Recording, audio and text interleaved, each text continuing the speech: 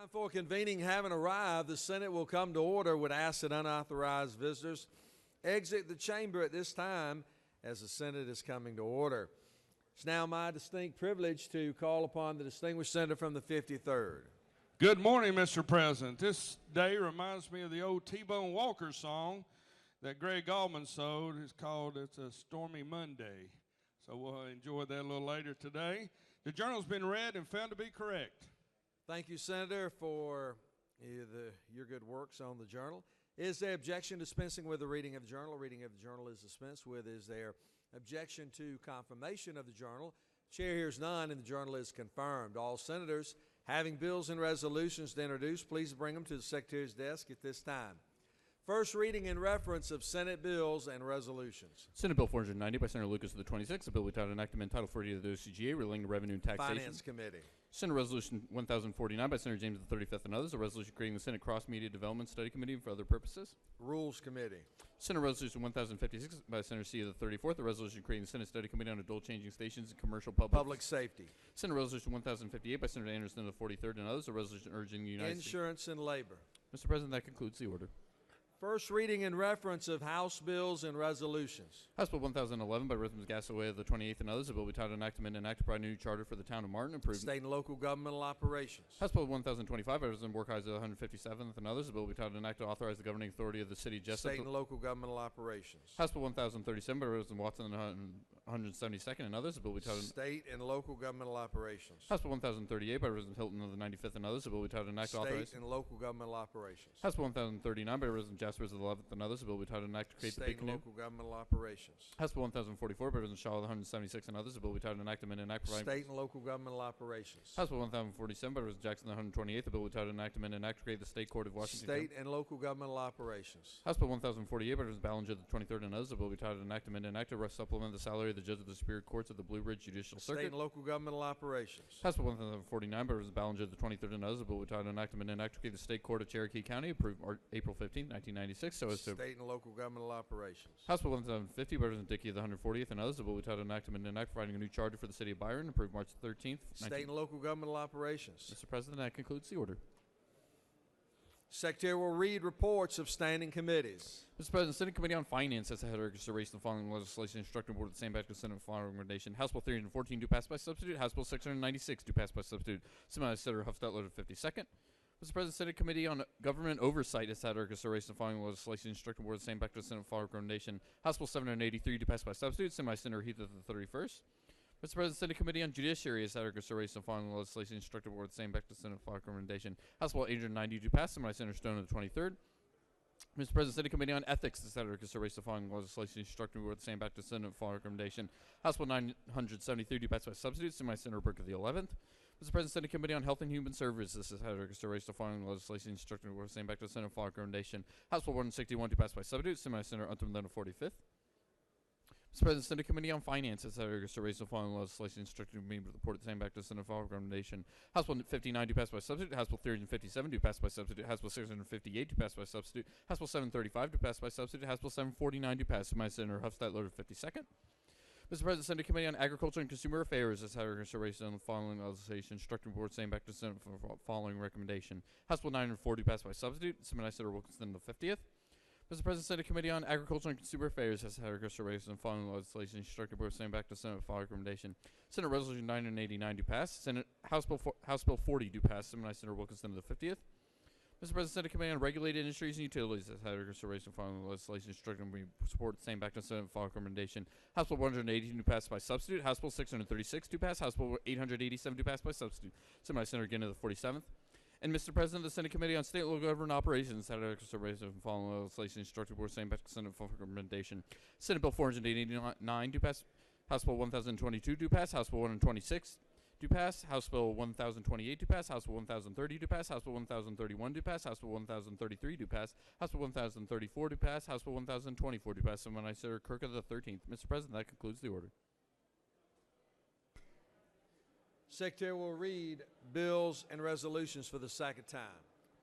Senate Resolution 983 by Senator Brass of the 28th and others. Joint Study Committee on Low THC Medical Oil Access. Create. House Bill 190 by Reverend Hanson of the 80th and others. Domestic Relations, Marriage Articles, and Anti-Nuptial Agreements. Change Provisions. House Bill 718 by Reverend Scott of the 76th and others. Education. Certain absences of students with parents in service of the Armed Forces of the United States. Excuse. House Bill 739 by Reverend Williams of the 168th and others.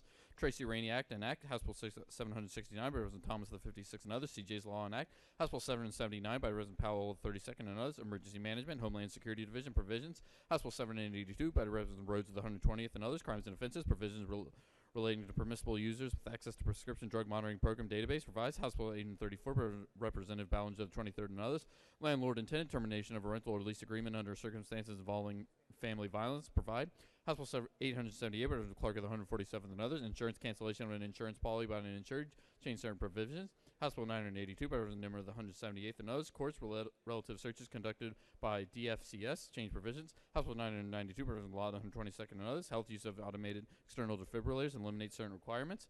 Senate Resolution 989 by Federal Motor Carrier Safety Administration, FMCSA. Withdraw electronic logging device, ELD. Regulations on the agriculture industry. Encourage. House Bill 161, drug-related objects. Employees of harm reduction organizations are not subject to certain offenses. Provide. House Bill 314 by Georgia Agribusiness and Rural Jobs Enact.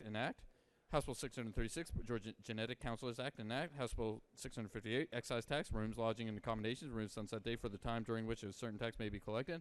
House Bill 696, Sales and Use Tax, certain computer equipment sold or leased to certain entities for use in high technology data centers. Create exemption.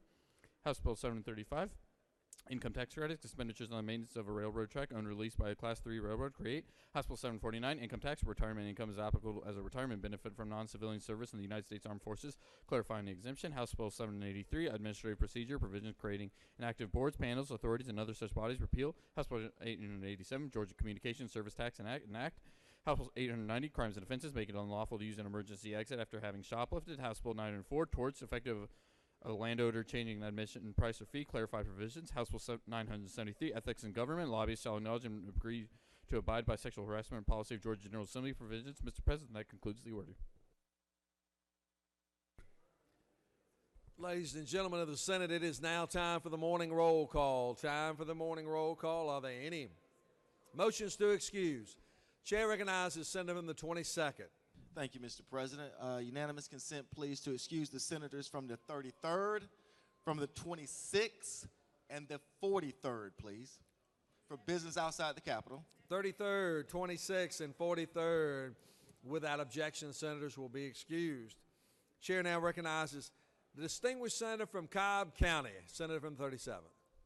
Mr. Chairman, Mr. President, I ask unanimous consent to excuse the esteemed chair of the Appropriations Senator from the 3rd. Or 4th. Appropriations, 4th. It'd be the 4th. Without objection, Senator from the 4th, it will be excused.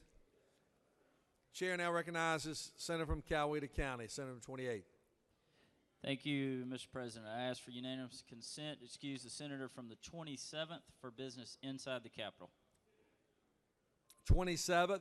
Without objection, Senator from the 27th will be excused. Chair now recognizes Senator from the 34th. Thank you, Mr. President. I ask for unanimous consent to excuse the senator from the 44th, 55th, and 6th. No, she's here. Thank you. 42nd. 44th, 55th, and 42nd. Without objection, the senators will be excused. Chair now recognizes Senator from the 40th. Thank you, Mr. President. I ask unanimous consent to excuse the gentleman from the 54th on business inside the Capitol. 54th, without objection, Senator from the 54th will be excused. Any other motions to excuse? Senators, please signify your presence by voting the yea switch. The Secretary will unlock the machine.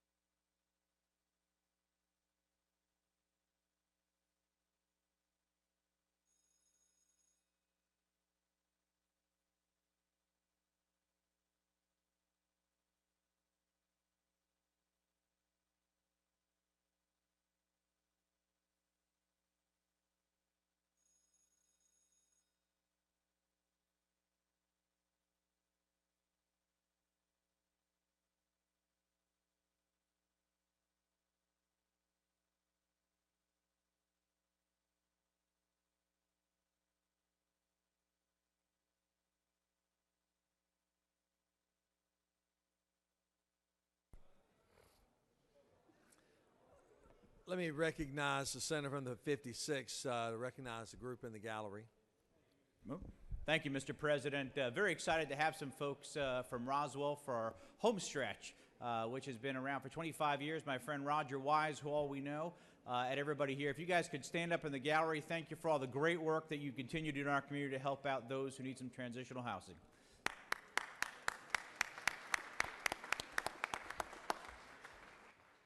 Thank you, Senator.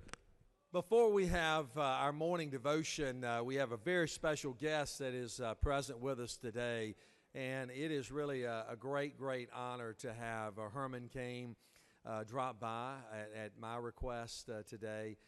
This is a man who I think many of us have admired for so many years, not just simply his business accolade, but an individual who has overcome a lot of adversity and was a great candidate for the President of the United States. Now is there at WSB, and his strong voice is heard all over the country. And we appreciate the principled individual by which he is, and obviously for him to be here today. He has a beautiful, lovely wife in Gloria, and a Morehouse graduate and a great friend. Please join me in welcoming our good friend, Herman Cain.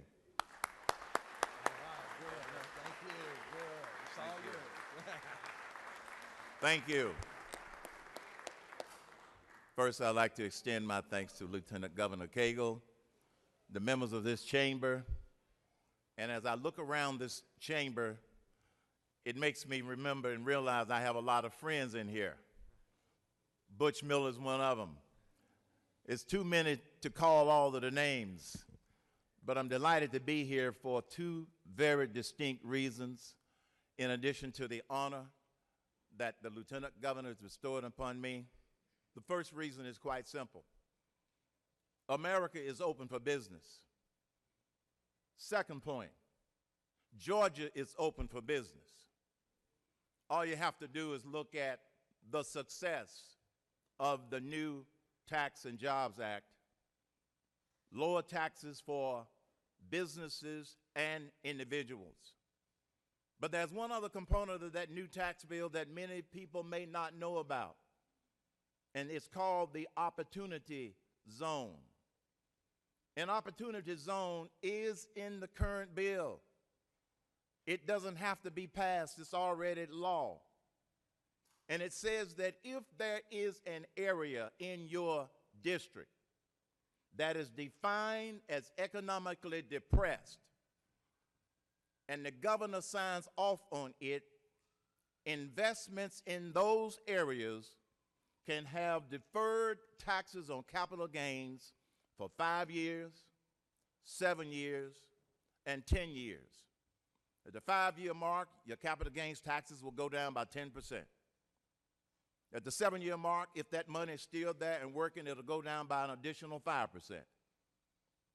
And if that investment remains there for 10 years, there are 0 capital gains taxes.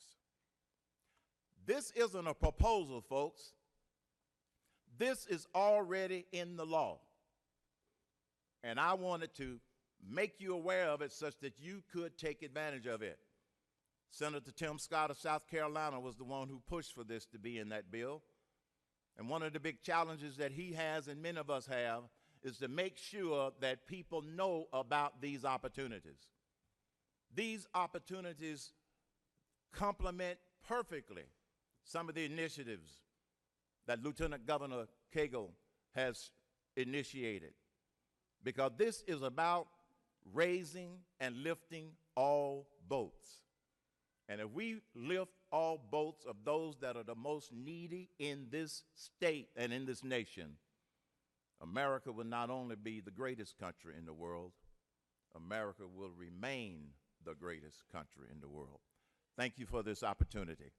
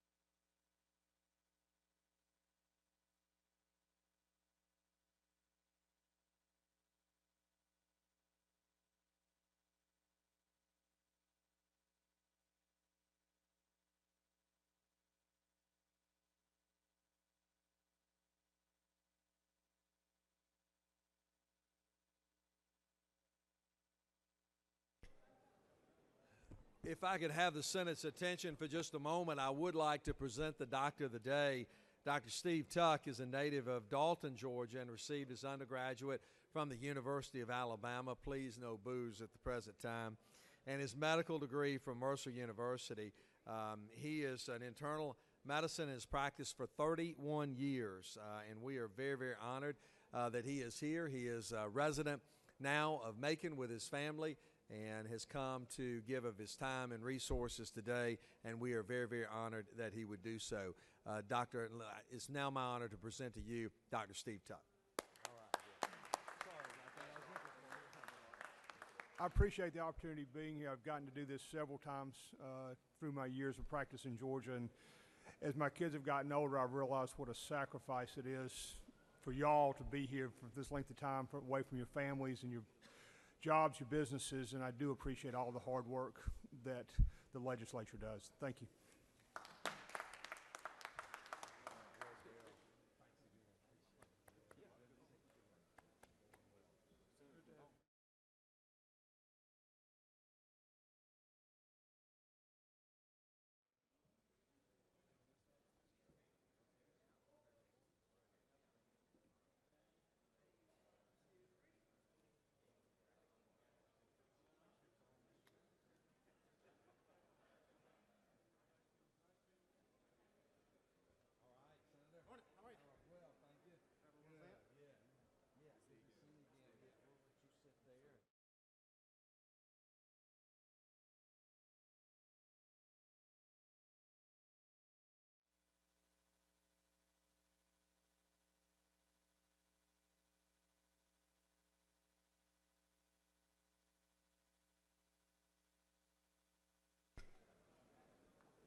It is now time for our morning devotion.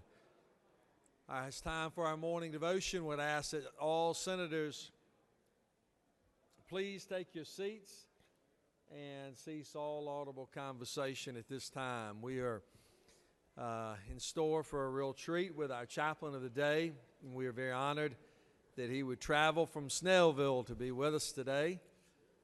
Would ask that, again, all senators take your seats and cease all audible conversation at this time. Doorkeepers, if you would, please secure the chamber. It is now my distinct honor to recognize the distinguished senator from the 9th to lead us in our pledge and introduce our chaplain of the day. Senator. Thank you, Mr. President. You please join me in the pledge to the flag of the United States of America. I pledge allegiance to the flag of the United States of America and to the republic for which it stands, one nation, under God, indivisible, with liberty and justice for all. And now to the Georgia flag. I pledge allegiance to the Georgia flag, to the principles for which it stands, wisdom, justice, and moderation. Morning, colleagues. I'm honored today to have with me today the pastor of Canon United Methodist Church in Snellville, Reverend Will Zant. He and his wife Blair, they serve together as co-pastors there at Canon, and they actually will celebrate 10 years of marriage coming up this October, which is quite an accomplishment, I know. They have 2 children, ages 5 and 3, Katie and Bethany. A little bit about Will also. He grew up in Jackson, Georgia, actually childhood friends of the senator from the 25th. And graduated from the University of Georgia. He graduated from seminary at Duke Divinity School, and that's where he and his wife Blair met. I'm excited to have him here today because Canon United Methodist Church is actually in the heart of District 9, and they have a huge impact on our community through their children's programs, their preschool, their after-school programs, and then, of course, not to mention Sunday school and Sunday services where they minister to thousands of people all across our community. Ladies and gentlemen, Pastor Will Zant.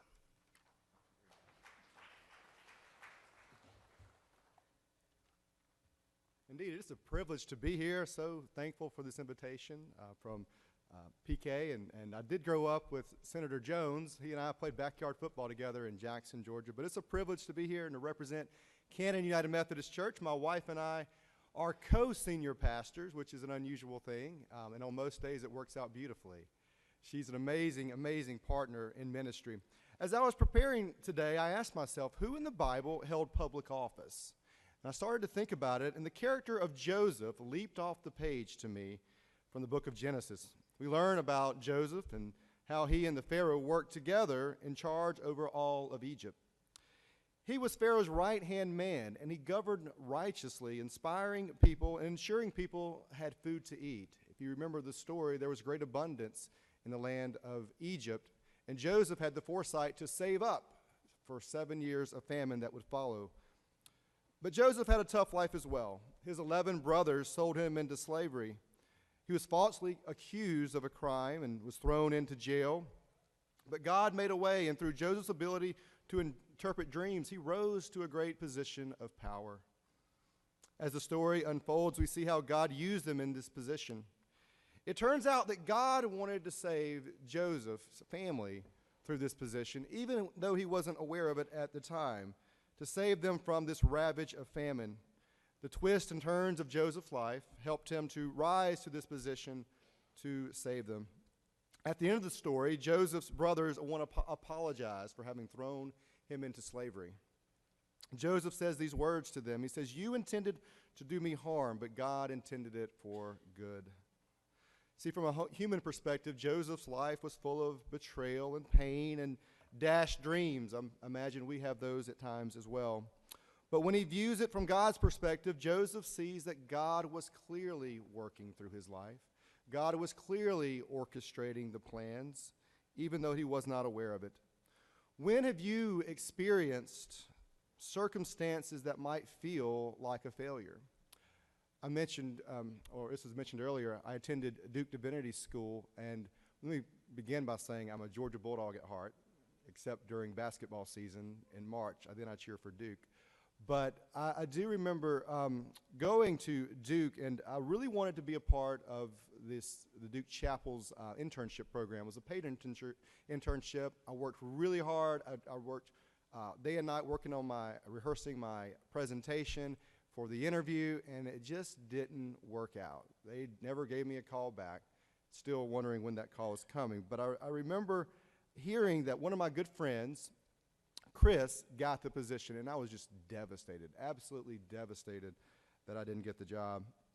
And I thought maybe God was against me, that God somehow or another was forgetting me. But the next year, the Divinity School offered a different position to me. It was the co-coordinator of the admissions office, where I would welcome in new prospective students onto campus. And I had a chance to introduce them to the school and to other people. But the most important part for me about that story is that I got to be a co-coordinator with my future wife, Blair. That we worked together in that position as a co-lead. And I didn't know it, but it would be over 10 years later that we would be the co-senior pastors at Canon United Methodist Church. And it made me realize that at times when things aren't going the way that we had planned, the way that we foresaw, just maybe, God is in the midst of those failures, or what feels like a failure, orchestrating a plan in ways that we could never imagine. What I thought was misfortune, God intended it for good. So I ask you this question. What if God were working through your work today in the very same way? As you conduct the business of governing our state, my hope is that you will find assurance that your work is important, your work is meaningful, and God is working through you in ways that you might not even understand fully. But like Joseph, believe me, God is working through you. As you wind up your session, I know that it's been a lot of work. I think you have 5 days left. There's a scripture that's been very instructive to our congregation to encourage people. It's Galatians 6:9, and I think it would be appropriate as you come to these tiresome days at the end. It's, "Do not grow weary of doing good, for you will receive a harvest if you do not give up." Keep doing good. Let us pray. Gracious God, we thank you for your public servants here today, for all these amazing senators. Bless them with wisdom in their decision-making. Bless them with generosity towards their fellow senators. And bless them with faithful outcomes in their deliberations. We ask all these things in your name. Amen.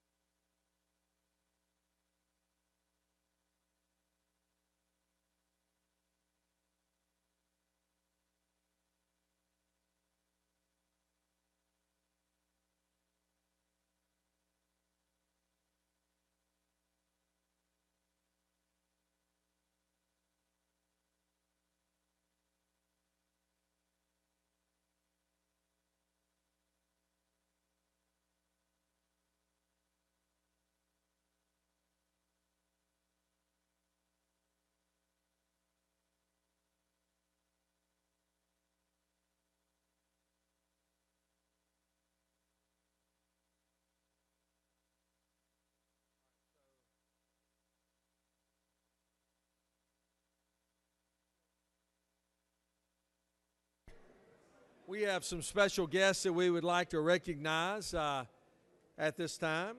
Secretary will read a resolution. Senate Resolution 667 by Senators Martin of the Ninth and others, a resolution recognizing Atlanta United for its contributions to the state of Georgia and for other purposes. Whereas Atlanta United had their first season game on Sunday, March 5th, 2017, and their first home game at a sold-out Bobby Dodd Stadium on Saturday, March 18th, 2017. And whereas the team has set records for total regular season attendance, highest average attendance, twice for the highest regular season single match attendance, and the highest attendance for an MLS Cup playoff game, leading club president Darren Eales to name number 17. And whereas as this magnificent team earned its well-deserved reputation for excellence by performing with courage and precision over months of training and competition, it is abundantly proper to call them champions. Now therefore be resolved by the Senate that the members of this body recognize Atlanta United, the team, the owner, the management, and the fans for their contributions to the state of Georgia, and hereby name them the Kings of the South. Mr. President, that concludes the order. Is there objection to adoption of the resolution? The chair hears none, and the resolution is adopted.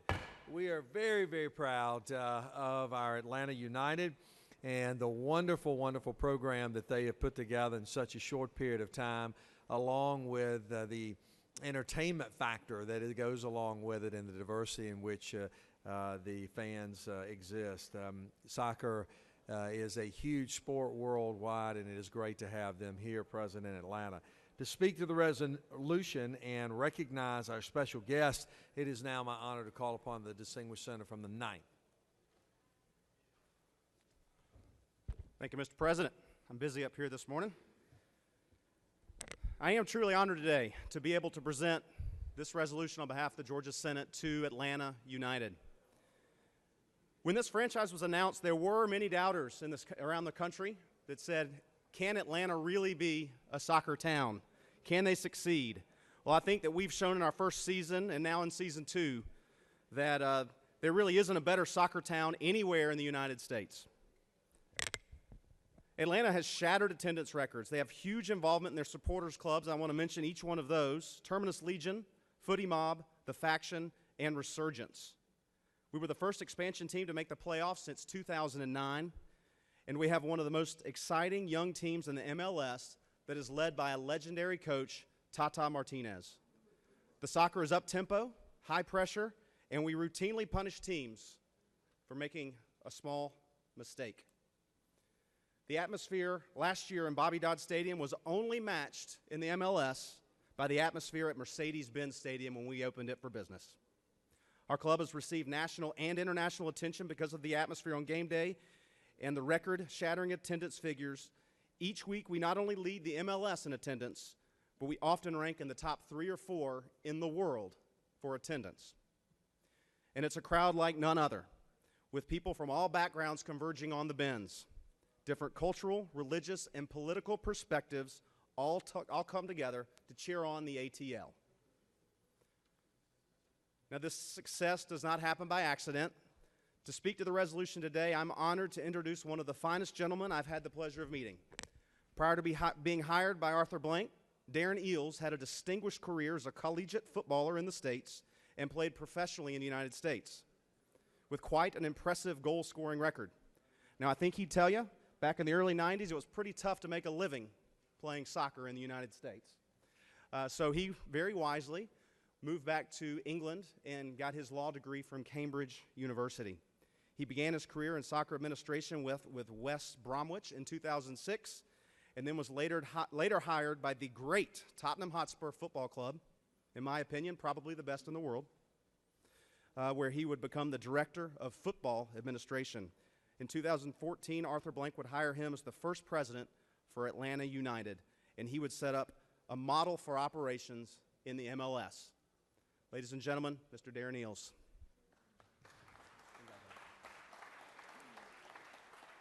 Thank you, Senator Martin. On behalf of Atlanta United, we're really honored and privileged to be here today. As the Senator mentioned, it's amazing, really. People doubted that soccer in the South would work. And I can still remember that first game at Bobby Dodd Stadium when we had 55,000, everybody wearing the Atlanta United colors, the red and black. And it was just an amazing scene. And I'm so proud that this city and this state has shown the world that this really is a sports state, a sports city. And you know, it's really exciting to see what the ceiling could be. 2 weekends ago, we had 72,000 at the Mercedes-Benz Stadium, which was the record ever Major League Soccer attendance. And Atlanta United now has the top 3 record attendances of all time. And we're only just started our second season, so it's pretty incredible. Also on the pitch, we're really excited, thanks to Carlos Bocanegra, who's behind me, who's our technical director and was captain of the United States and played for his country over 100 times. We were the first expansion team to make the playoffs for 10 years. And we've started off really well this year, and we're hoping to bring a trophy and hoping we might be able to have a parade sooner rather than later here in the city of Atlanta. We're really excited about what we bring as a focus to the city and to the state. And we've got the World Cup bid for America coming in 2026. And I think it's fair to say that Atlanta is going to be a fundamental part of that bid. And we're really hopeful that we can get one of those bigger games if America, Canada, and Mexico can win that World Cup bid and bring the world to showcase this amazing city and this amazing state. So thanks again to everything everyone's done to support the team, and we're hoping to have that parade sooner rather than later. Thank you.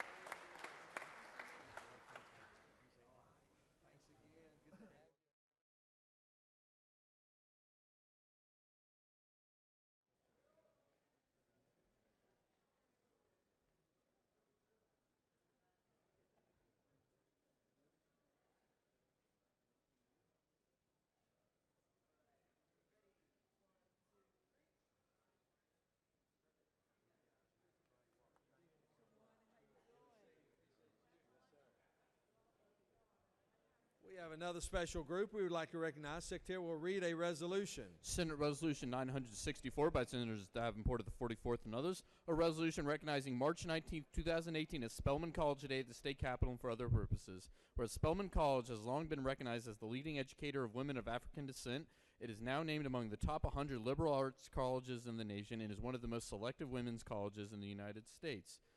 Now therefore be resolved by the Senate that the members of this body commend Spelman College for its innumerable contributions to society and recognize March 19, 2018 as Spelman College Day at the state capitol. That concludes the order. Is there objection to adoption of the resolution? The chair is none. The resolution is adopted. We appreciate Spelman and all the great work by which they do for not only their students but our entire state as well. It is now my distinct honor to call upon the senator from the 44th to recognize our special guest and speak to the resolution. Thank you very much, Mr. President, and good morning. I am so delighted and honored to recognize Spelman College today.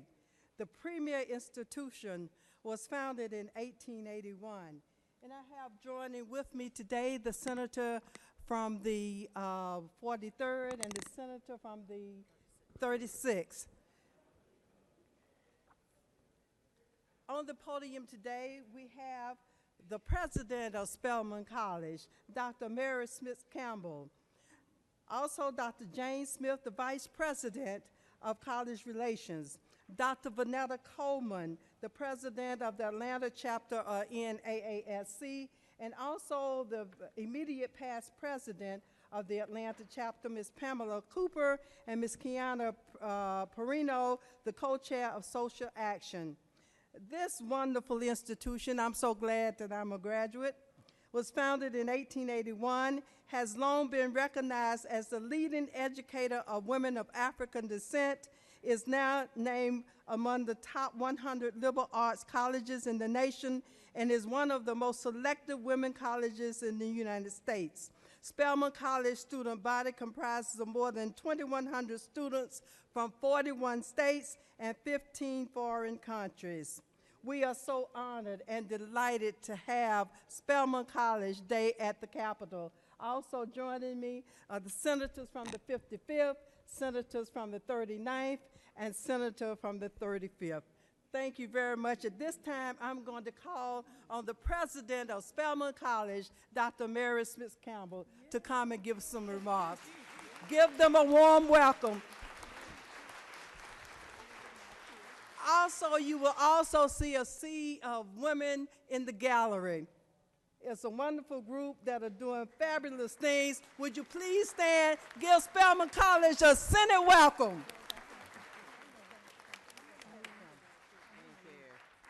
Thank you so much, Senator Gail Davenport, for extending this invitation to Spelman and conferring on us this resolution.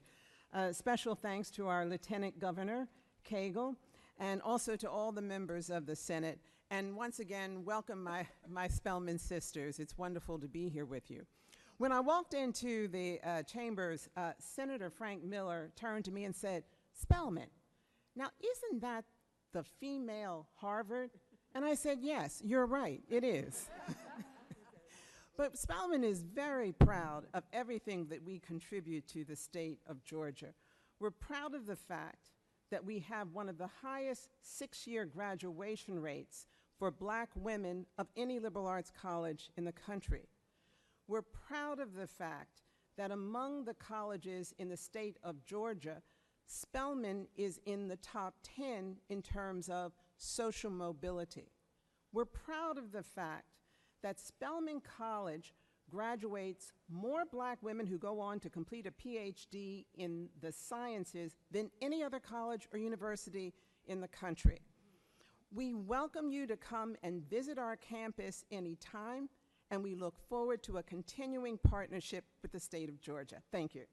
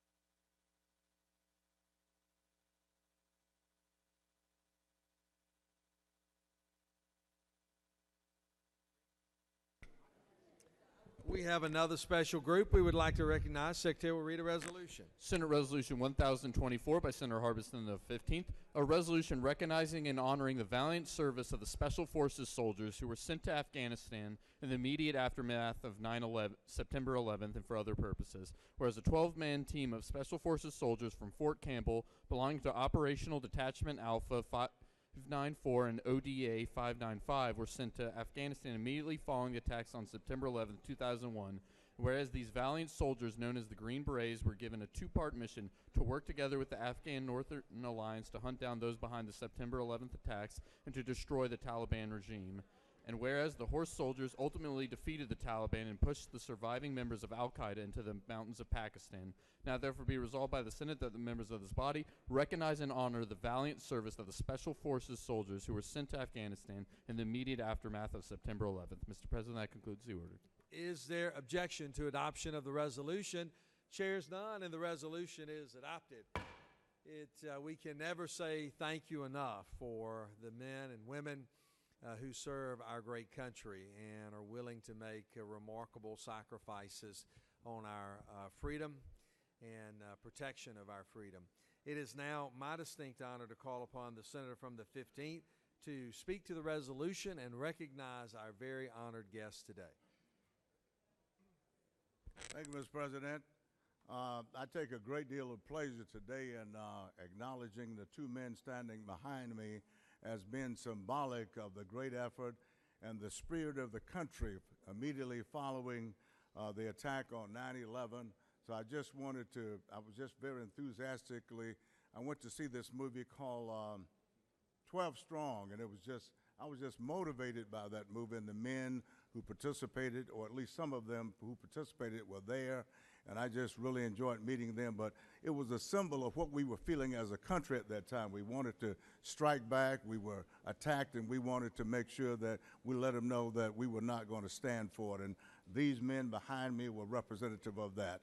I want to pause right now, acknowledge that we got the commissioner and his staff over here, the Department of Defense and Veteran Affairs, Mr. Chairman Hitchens from the House here, and members of the Pennington and Summers family. Would you please stand if you're in the audience up there? The Pennington family. Let's give them a hand, everybody.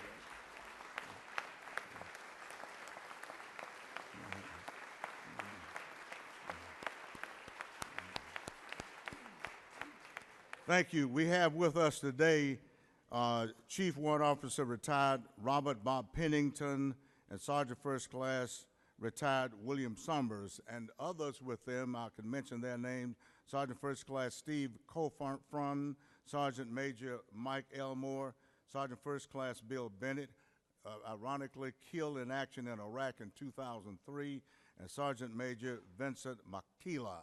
And I just wanted to have these two gentlemen at least come up and bring some greetings to us and give us a chance to say thank you for a great, great effort. 12 Strong was a great movie, but the real deal is right here behind me. Let's give them a big round of applause.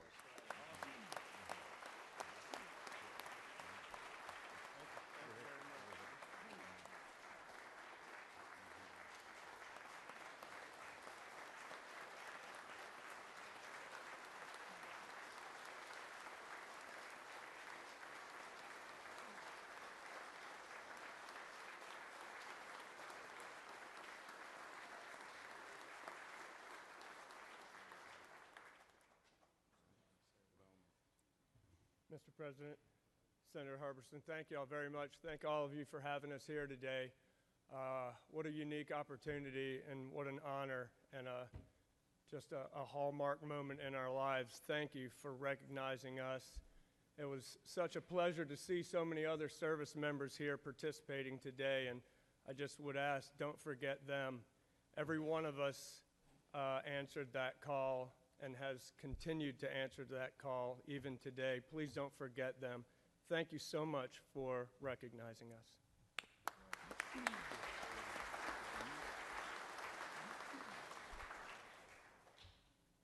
I'm truly humbled. I appreciate it.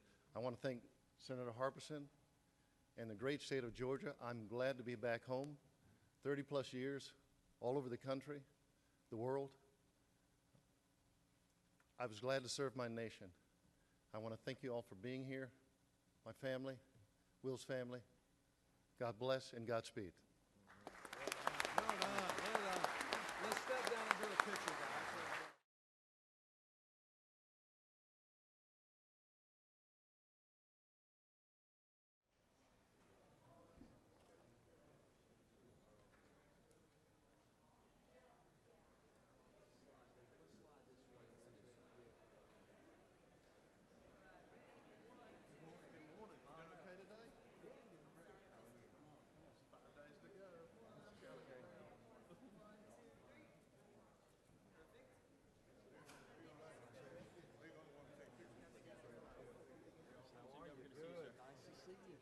Good to have you with us today.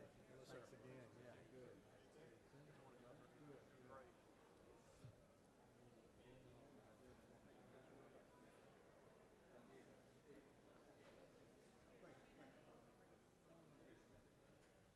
We have another special group. We would like to recognize. Secretary will read a resolution. Senate Resolution 909 by Senator McCune of the 29th and others. A resolution recognizing and commending Tidenbrook Security Products Group on the 145th anniversary of their founding and for their exceptional service to our state and nation and for other purposes. Whereas Tidenbrook Security Products Group, formerly the E.J. Brooks Company, was founded in 1873 as a small family-run business. Whereas the company supports and secures our nation's airlines, borders, chemical industry, defense capabilities, energy production, food supply, railroads, and a host of other vital interests. Whereas the leadership and employees provided more than $350,000 of humanitarian and disaster relief in 2017 in partnership with the UPS Foundation, the Carter Center, the Atlanta Community Food Bank, and the American Red Cross. Now therefore be resolved by the Senate that the members of this body recognize and commend the leadership and employees of Tidenbrook Security Products Group on their 145th anniversary and for their exceptional service to our state and nation. That concludes the order. Is there objection to adoption of the resolution? The chair is none, and the resolution is adopted. It is always a great honor when we pause to recognize the businesses in our state, and certainly we have a wonderful one here today. To speak to the resolution and recognize our special guest, it is now my distinct honor to call upon the senator from the 29th. Well, thank you, Mr. President. It is indeed a privilege and an honor to have the opportunity today to recognize Titan Brooks. I've had the opportunity to tour their manufacturing facility here in our state. It's incredible to see all the different things that are made in Georgia and all the different industries that they touch. It is truly an incredible company that is at a leading edge of innovation in their industry. I do want to recognize today Glenn Gardone, the Senior Vice President of Sales and Marketing, Tricia Arton, also a Senior Vice President of Marketing, Kelvin Kennedy, a Product Manager, William McKean, a Marketing Communication Manager, and I'd like to introduce you to Phil Whitley, a Vice President of Sales, who will be offering a few remarks this morning. Good morning. As a member of Titan Brooks organization for a little bit over 40 years, it's an honor to be here today in this chamber. I'm proud to accept this recognition on behalf of our 145 years in business. And I'd like to thank the Georgia State Senate for recognizing Titan Brooks' commitment to the state and to our nation. Thank you very much. Wonderful. Well said. 40 years. That's impressive. That's great.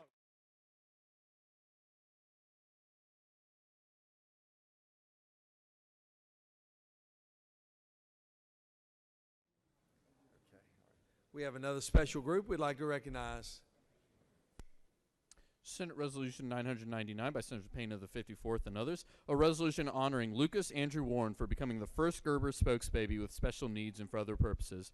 Whereas Lucas Andrew Warren was born on July 22nd, 2016, to Courtney and Jason Warren, has been selected as the winner of the 8th annual Gerber Baby Photo Search from a pool of more than 140,000 entries. And whereas Lucas, who has Down syndrome, is the first Gerber spokesbaby with special needs, marking a momentous and progressive occasion in the history of Gerber baby food. And whereas it is abundantly fitting and proper that a Lucas be appropriately recognized and honored for his victory and for the sense of acceptance, awareness, and inclusion that he will bring to the lives of children with special needs and their families around the world by being seen far and wide as a spokesbaby. Now therefore be resolved by the Senate that the members of this body honor Lucas Andrew Warren for becoming the first Gerber spokesbaby with special needs. Mr. President, that concludes the order.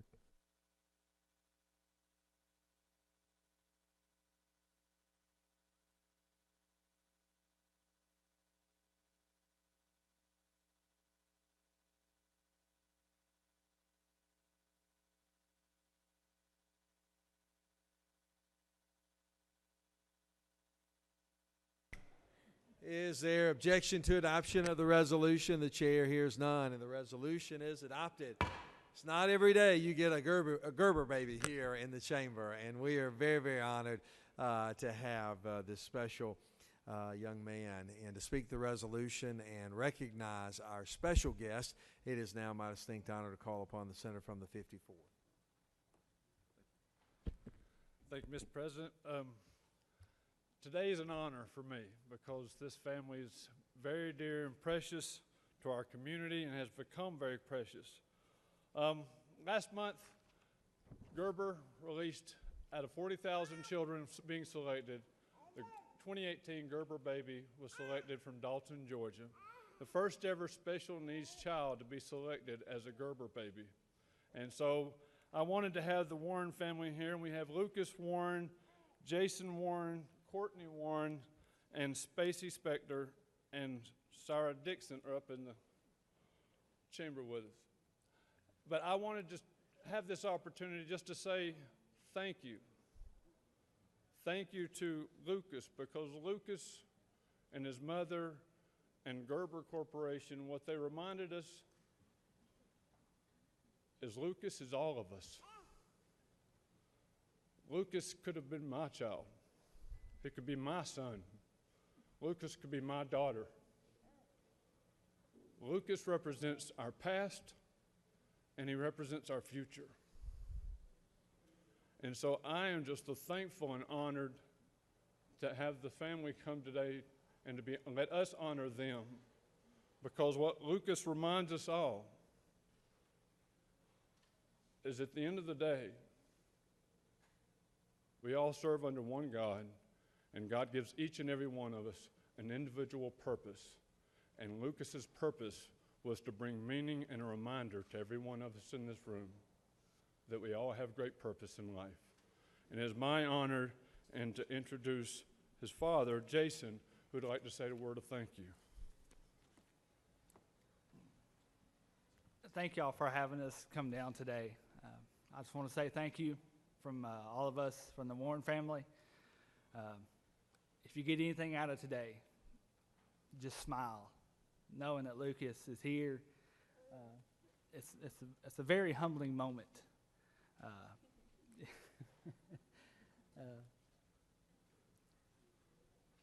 You know, it's not every day that you get to be the Gerber spokesbaby, and we're proud that Lucas gets to have this honor that he gets to look back on when he gets older. You know, we want y'all to share the moment, share this time. You know, times are changing. People are being more open to something that's different. Just thank every single one of y'all for this moment. And we would like for y'all to come with us and be on this journey with us over the next year. Thank y'all.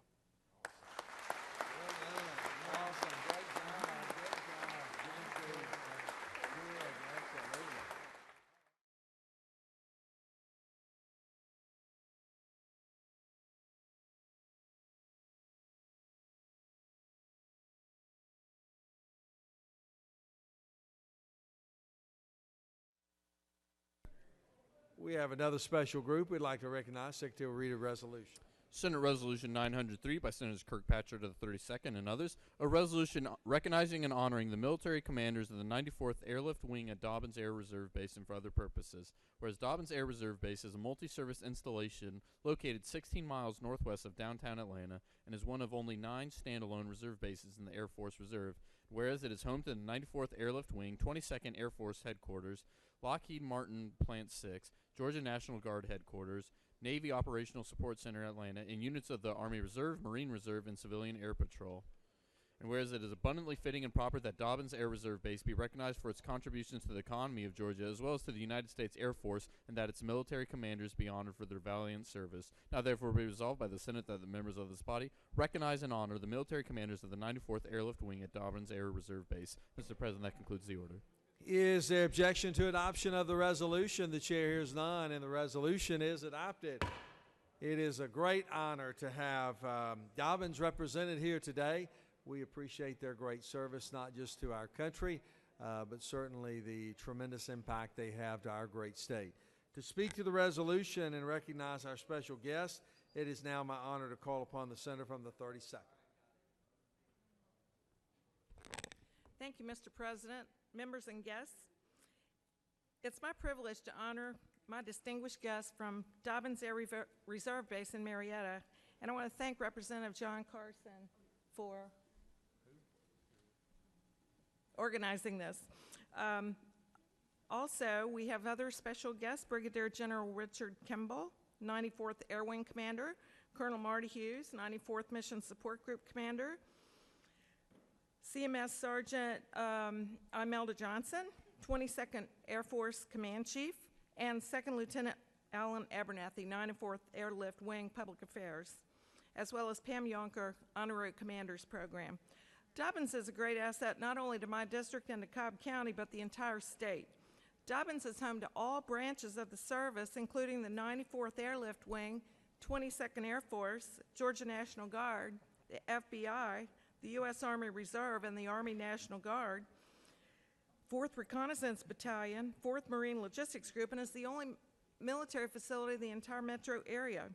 Dobbins is located next to another very important neighbor, Lockheed Martin, and is also home to a soon-to-be-expanded Georgia Tech Research Institute location. Dobbins is strategically located to serve as a disaster recovery center for the entire Southeast and was recently instrumental in evacuating hurricane victims from Puerto Rico and St. Croix, working with GEMA, FEMA, CDC, DPH, and many others, including the Medical Association of Georgia's Medical Reserve Corps. Dobbins has a modern air traffic control tower, and Congress recently approved legislation that will allow the runway to be used for other purposes. Dobbins has a 10,000-foot runway that can land any aircraft in the world and is the preferred site for Air Force One. Dobbins Air Reserve Base is a very important facility with a huge economic impact on the entire region. I'd like to introduce Brigadier General Cumbo for some remarks. Well, good morning. It's an honor for us to be here today, and thank you for all that you do to support the military in the great state of Georgia. On behalf of the men and women at the 94th, located in the heart of Marietta, I would like to extend their well wishes as well. As you know, as the Senator just mentioned, that we host a variety of mission types. We have 8 C-130H aircraft, which are the more mature legacy aircraft not being produced any longer. We're going through a modernization program in order to keep those aircraft flying well into the future so that we can save very valuable defense dollars. In addition to that, we host the Georgia National Guard, which is the State Emergency Center. And we host not only the Army National Guard, but the Army Reserve, the Air Force Guard, the Navy Operations Support Center, and the Marine Reserve. We have all in total about 18 different entities on the base that we provide support for. We host a population of about 5,300 military members, and we service all the retirees throughout the state to include as far south as Columbus, Georgia. So on behalf of all the men and women of the 94th Airlift Wing, again, thank you very much for all that you do to support us and the 94th Airlift Wing. Thank you. All right, well done, well done. Let's come down and do a picture on the steps. Awesome. Yeah, thanks. Well done. Well done. Thanks.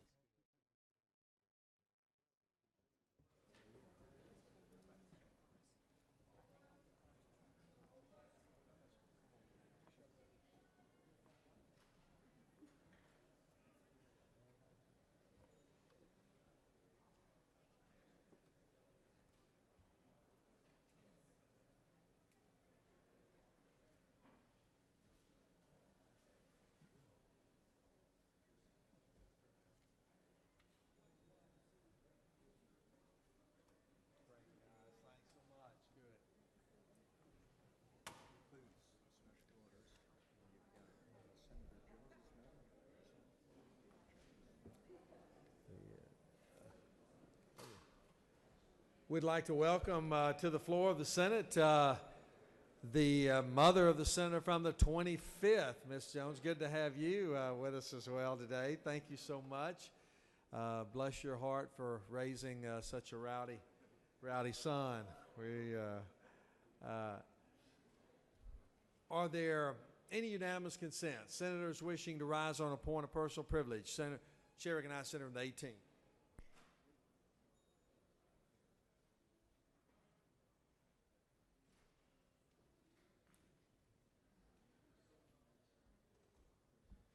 Thank you, Mr. President. Good morning, colleagues, and good morning, folks in the gallery. One of my counties in my district is Peach County, and one of the greatest businesses that we have is Bluebird Bus Company. And I want to tell you just a little bit about it. We've got some special folks from Bluebird that are in the chamber with us. I will recognize in just a moment. But we put our children on buses, and we want them to get transported from home to school and school to home safely, and Bluebird is Exhibit A on a great Georgia company that does just that. Bluebird Bus Company was founded by Albert Luce Jr. in 1927, so this company's been around for quite a while. It is a world-renowned manufacturer of school buses and other forms of transit, headquartered in Fort Valley, Peach County, Georgia. It serves markets in more than 60 countries. Since 1927, Bluebird has sold over 550,000 buses and currently has 180,000 buses in operation a day. If you have a child that takes the bus to school on a daily basis, there's a good chance they're riding on a Bluebird school bus. There are 3 school bus manufacturers in the country. So next time, folks, when you're back home and your Board of Education is looking to buy buses, please remember Bluebird Bus Company and think about buying a Georgia-built school bus. We've got 3 folks in the chamber. Phil Horlock, the CEO of Bluebird Bus Company, Mark Benfield, and Jay Jones are also with us. Let's give them a warm Senate welcome. Thank you.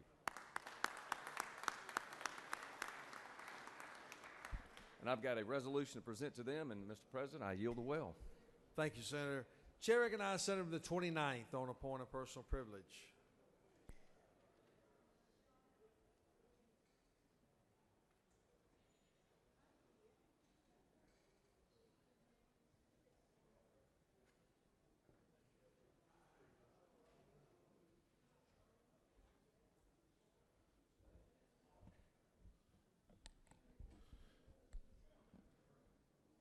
Good morning, Mr. President. I appreciate the opportunity to rise for one of the final times. We're down to the last 5 days, and I've been meaning to rise on this point for some time and have not had the opportunity, so I wanted to make sure I took advantage of the opportunity I have today. Before I was elected to the state legislature, I was my local county Republican Party chairman, and so part of that job was to sort of go after the Democrats in my community. And when I got elected to the state Senate, I had the privilege of beginning to serve with the senator from the 15th. And it would have been very easy because of my prior role for him to have kind of given me the cold shoulder. But he, from the very first day I walked into this chamber, has given me advice, has been a tremendous friend and colleague. When you think about this individual and the life of service from his time in the Marine Corps, his multiple deployments to Vietnam, his service at home, in numerous volunteer capacities, his service on the local Board of Education, and of course his tenure in this body, which I know is going to continue for at least 2 more years because everybody had the good sense not to try to qualify against him earlier this month.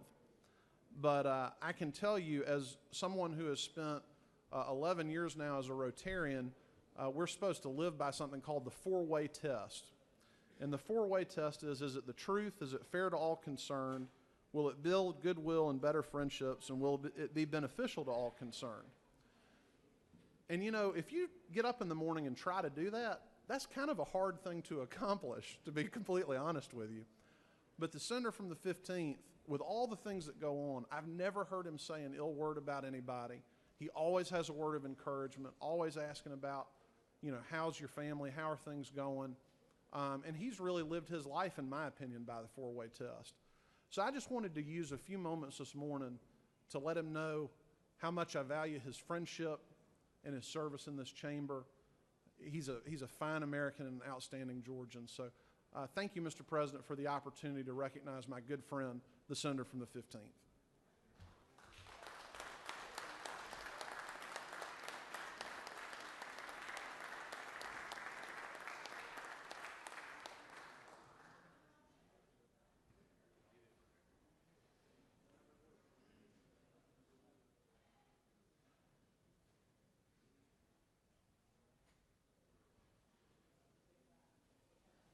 Chair recognizes Senator from the 14th on a point of personal privilege.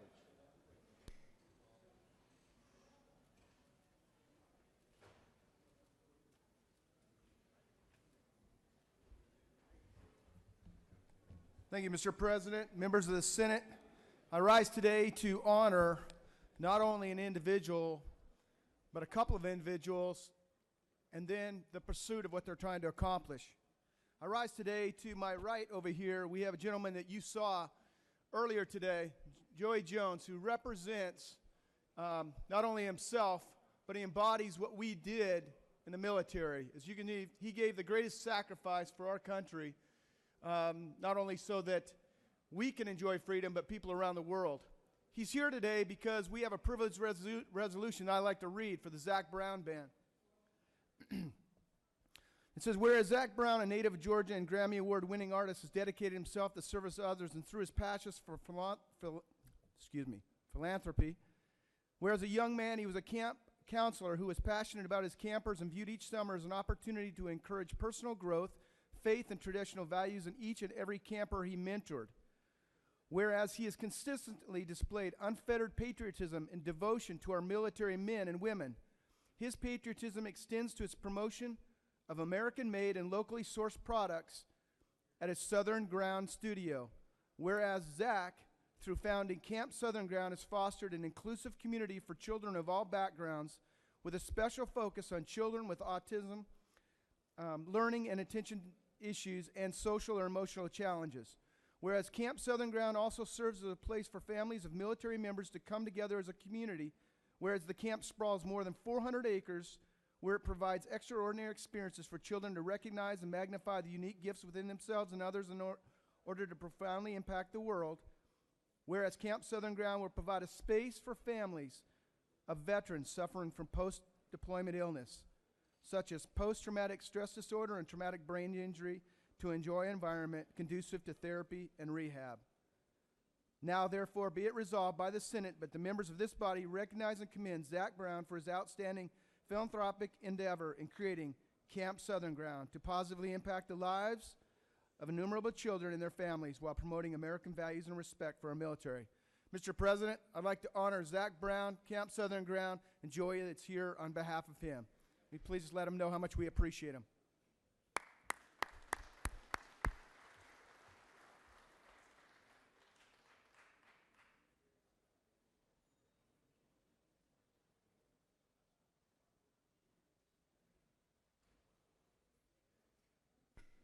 Thank you, Senator. Chair recognizes Senator 13th.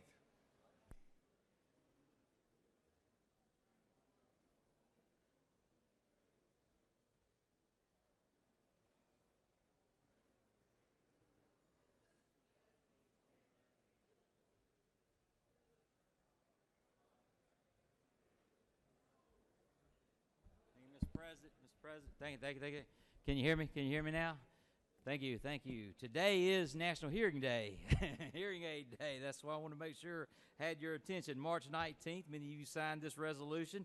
Their theme for this year is Hearing the Future, and they say that 30% of adults age 70 and older, so some of y'all need to be listening, have hearing loss and haven't done anything about it. So please have your hearing checked. We do have some professionals in the gallery. Would you please stand and be recognized at this time? Would you join me in recognizing the hearing aid professionals?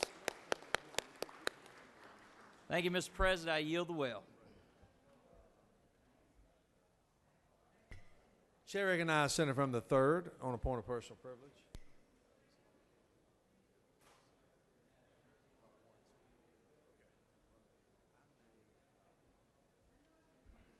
Thank you, Mr. President.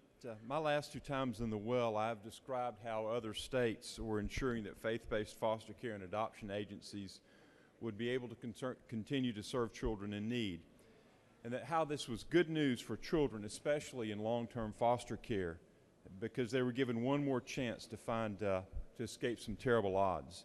In Georgia, we need more foster care homes for the 13,000 children in foster care, and there aren't enough adoptive parents to take those children in foster care who are eligible for adoption. Last week in our health care committee, we learned that in our state, over 500 children every year age out of foster care, and many of these could have been adopted, so that when they age out, they're just not out on their own, but they have the opportunity to have a loving family to support them for the rest of their lives. But we're working on another program, another government program, to try to address this need. But unfortunately, it appears that some influential big business does not want to give our children in need another chance to find a loving home. They oppose Senate Bill 375, and in fact, they sent a representative, the Metro Atlanta Chamber sent a representative to committee to testify against it. So it remains to be seen whether these powerful influences will keep SB 375 from becoming law. But how can anyone be so calloused as to look at these children that are aging out and say, we're not going to give you one more chance to find a forever home? Other states are enacting laws and policies that welcome the involvement of faith-based agencies in the service of children. And it's working. We know that in Texas, more opportunities have been opened up there for children in need. Now in Georgia, there's nothing wrong with another government program to help children get help, especially after they age out. But we should do all that we can to ensure that they have one more chance, one extra opportunity to find a loving home. Let's do more than just give them another bureaucracy. I yield well.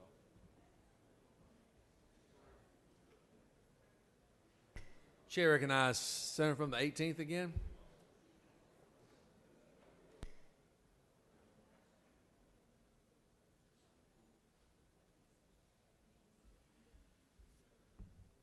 Thank you, Mr. President, and please indulge me for 2 times at the well this morning on a point of personal privilege, but I wanted to relate to you that we all share a common priority today, and that is keeping our children safe. We know that children are safer in schools than almost any other place. A positive school environment is necessary for maintaining safe and healthy schools. Georgia is a national leader in school climate, and many in this chamber have been champions of that very work. Georgia is addressing school climate through the Positive Behavioral Interventions and Supports, or PBIS, framework of the Georgia Department of Education. In 2008, the Georgia Department of Education set out to help schools improve their climate through PBIS, and again, that's Positive Behavioral Interventions and Supports. Thanks to the support of this chamber, a team that once numbered 3 is now more than 48 educators located at Georgia Department of Education and at the 16 RESAs spread all across our state. Together, they have trained more than 1,200 schools in 96 districts that is impacting 675,000 plus kids. Since their work began, there's been a 34% reduction in Georgia's suspension rate. Think about how important that is when we are challenged on what we're going to do to solve the problem of high school dropouts, that this program has resulted in a 34% reduction in Georgia's suspension rate. And school reports improved climates and improvements also in those performances. Through the Project AWARE grant, A-W-A-R-E grant, almost 3,000 Georgia students have been given access to mental health services. This team is dedicated to making our schools safer, healthier, and more positive. They are the Georgia Department of Education, the RESA, the PBIS, and the school climate team. Thank you for giving me your attention and allowing me to recognize this organization. I yield the well. Thank you, Senator. Chair now recognizes Senator in the 15th. Thank you, Mr. President. I would like to take this opportunity to say thank you to one of my championship teams here. This is to commend the Schley County Wildcats baseball team for winning the GHSA Class A State Baseball Championship. They're under the direction of head coach Chuck Cheek, assistant coaches William Rooks, Jody Sellers, and John Duran, and manager Lance Duhan. The all-star team include Reed Ragsdale, Will Barry, Clint Sellers, Chase Patrick, Gerard Wall, Jordan Hall, Cameron Belcher, Wade Law, Cameron Vanderberg, Chance Holloman, Dakota Knight, Alec Harris, Ashton Goodwin, Dylan Wyndham, William Harden, Lauren Barano, Ross Minnick, Trent Bevins, and Garrett Peavy. They're up in the gallery today. Let's give them a big hand of welcome. Stand up and be recognized, please. Thank you. Thank you. Thank you, members of the Senate. I yield the well. Good to have you guys with us. Thank you. There is a consent calendar of privileged resolutions that are before you. Is there objection? Without objection, the consent calendar of privileged resolutions are therefore adopted. Are there any motions to withdraw or commit? You have a consent calendar, a local consent calendar that is before you. Mr. Secretary, are there any objections filed on any of the bills on the local consent calendar? Mr. President, there are no objections filed. Is there objection to agree and report a committee on the state and local governmental operations which fail pass the bill? All those in favor of the local consent calendar will vote aye. Those opposed, no. Secretary will unlock the machine.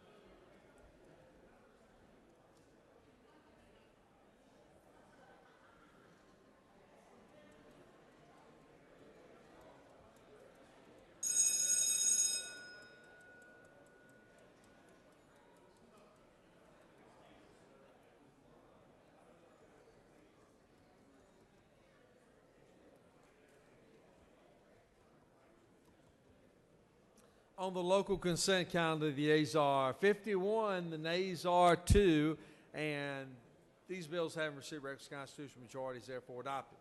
Chair recognizes Senator from the 37th.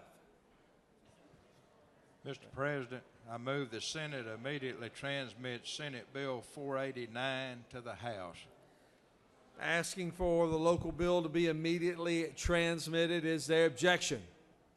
Without objection, the bill, Senate Bill 489 will immediately be transmitted. Now the chair recognizes Senator from the 46th, the Majority Leader. Thank you, Mr. President.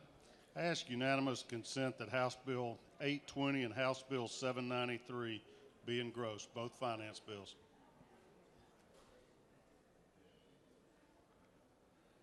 House Bill 820 and House Bill 793, two finance bills being requested to engross. Is there objection? There is objection. There is objection on engrossment of the two finance bills. All those in favor of the motion for engrossment will rise, stand, and be counted. If you are in favor of engrossment, rise, stand, and be counted. Need voters, senators, vote one side or the other.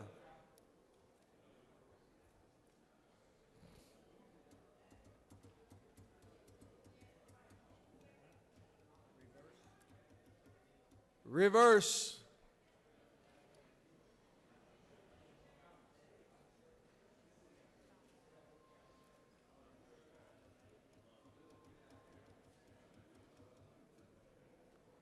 On the motion for engrossment, the yeas are 37, the nays are 14, and the both bills, finance bills, have been engrossed.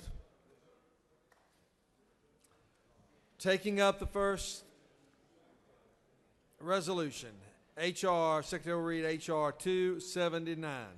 House Resolution 279 by Representative Snellville of the 74th and others, a resolution designating March 21st of each year as Single Parents' Day and for other purposes. Mr. President, that concludes the order. Chair recognizes Senator from the 42nd to present the resolution.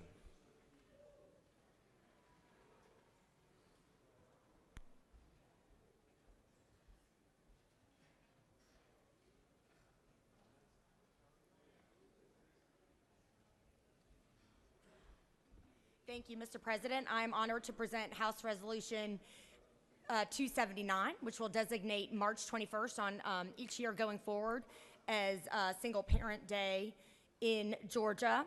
A similar resolution was passed by Congress in 1984, and many states have followed suit, and it's a good thing for Georgia to do so as well. It will recognize the many single parents in Georgia and bring attention to the needs of services for this unique population. There are many nonprofits in support of this, including Real Parents, Inc., the National Leadership Group, South Georgia Nonprofit Collaboration, and many others. Mr. President, I'd like to ask for your favorable consideration for my colleagues, and if there are no questions, I will yield the well. No questions. Thank you. Any other senator wish to speak for or against the resolution? Is the objection agreed? And the Portal Committee which fail passes the bill. Chairs none. Portal Committee is agreed to. Shall the main question be now put? Are there objections? Chairs none. Main question is ordered. Shall this resolution now pass? Question on the resolution. All those in favor of the resolution vote aye. Those opposed no. Secretary, unlock the machine.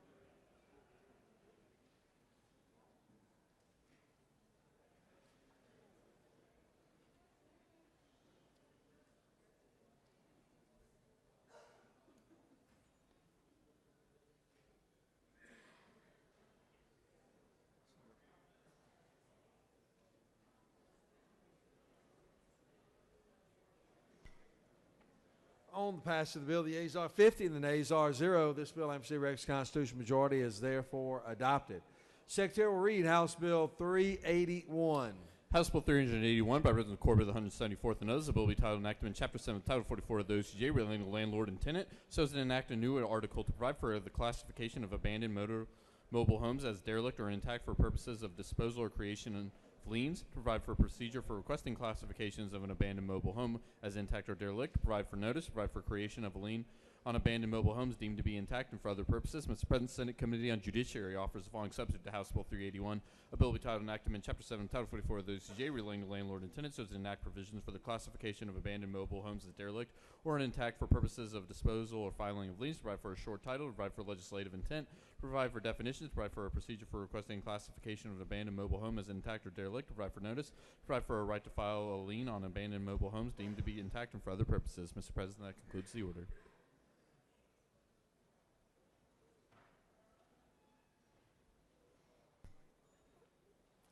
Questions on the adoption of the committee? I'm sorry. Why don't we have it presented first? Chair recognizes Senator from the 18th.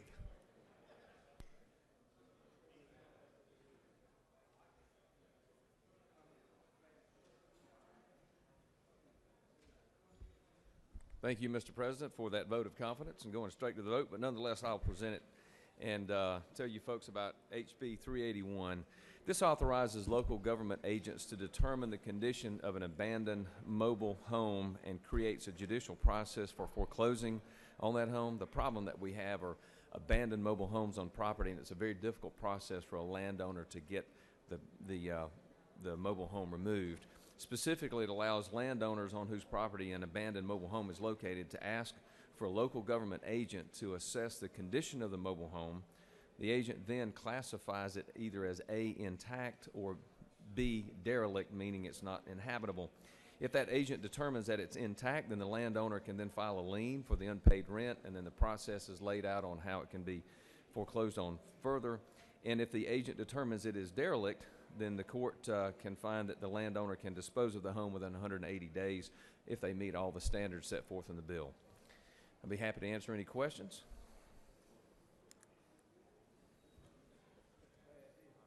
No questions, Senator. Thank you. I yield the way. Questions on the adoption of the committee substitute? Is there objection?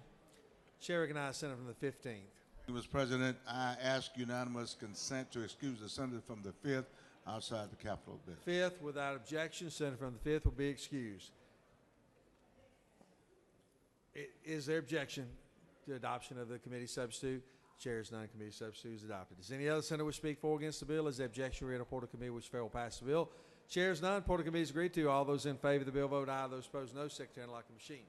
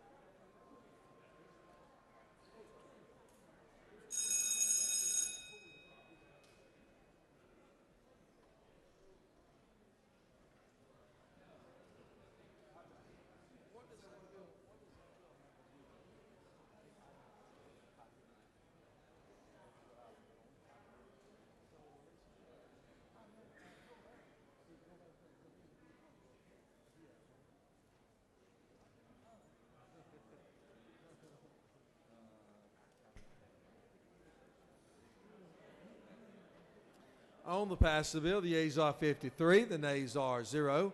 And this bill, MC Rex constitutional majority, is therefore adopted. Secretary will read House Bill 732. House Bill 732 by Reverend Silcox of the 52nd and others. The bill will be titled enactment in Code Section 16546 of the OCJ relating to trafficking of persons for labor or sexual servitude, so as to expand the offense of trafficking in an individual for sexual servitude, to change the punishment for a certain type of trafficking in an individual for sexual servitude, and for other purposes. Mr. President, that concludes the order.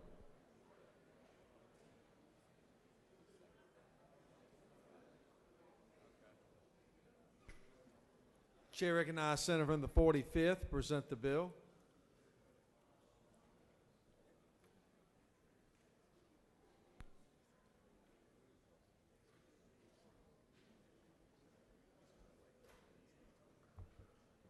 Thank you, Mr. President. Good morning, ladies and gentlemen of the Senate. House Bill 732 is the same bill that passed out of here unanimously and deals of Senate Bill 335 and deals with human trafficking. This adds the definition of patronizing, and this goes along with the current advocacy media that is going on called In the Demand. And the purpose is to go after the Johns or the buyers of sex and to also penalize them just as we currently penalize the traffickers, which would be commonly called the pimps. So I'll be glad to answer any questions. It's not my intention to move the Senate bill in the House, that we will agree with the House Bill 732. No I'll be glad questions. to answer any questions. No questions. Thank you very much. Does any other senator wish to speak for or against the bill? Is the objection agreed in the report of committee which failed pass the bill? Chairs none, report of committee is agreed to. Shall the main question be now put? Are the objections? Chairs none, the main question is ordered. Shall this bill now pass? Question on the pass of the bill. All those in favor of the bill will vote aye. Those opposed, no. Secretary will unlock the machine.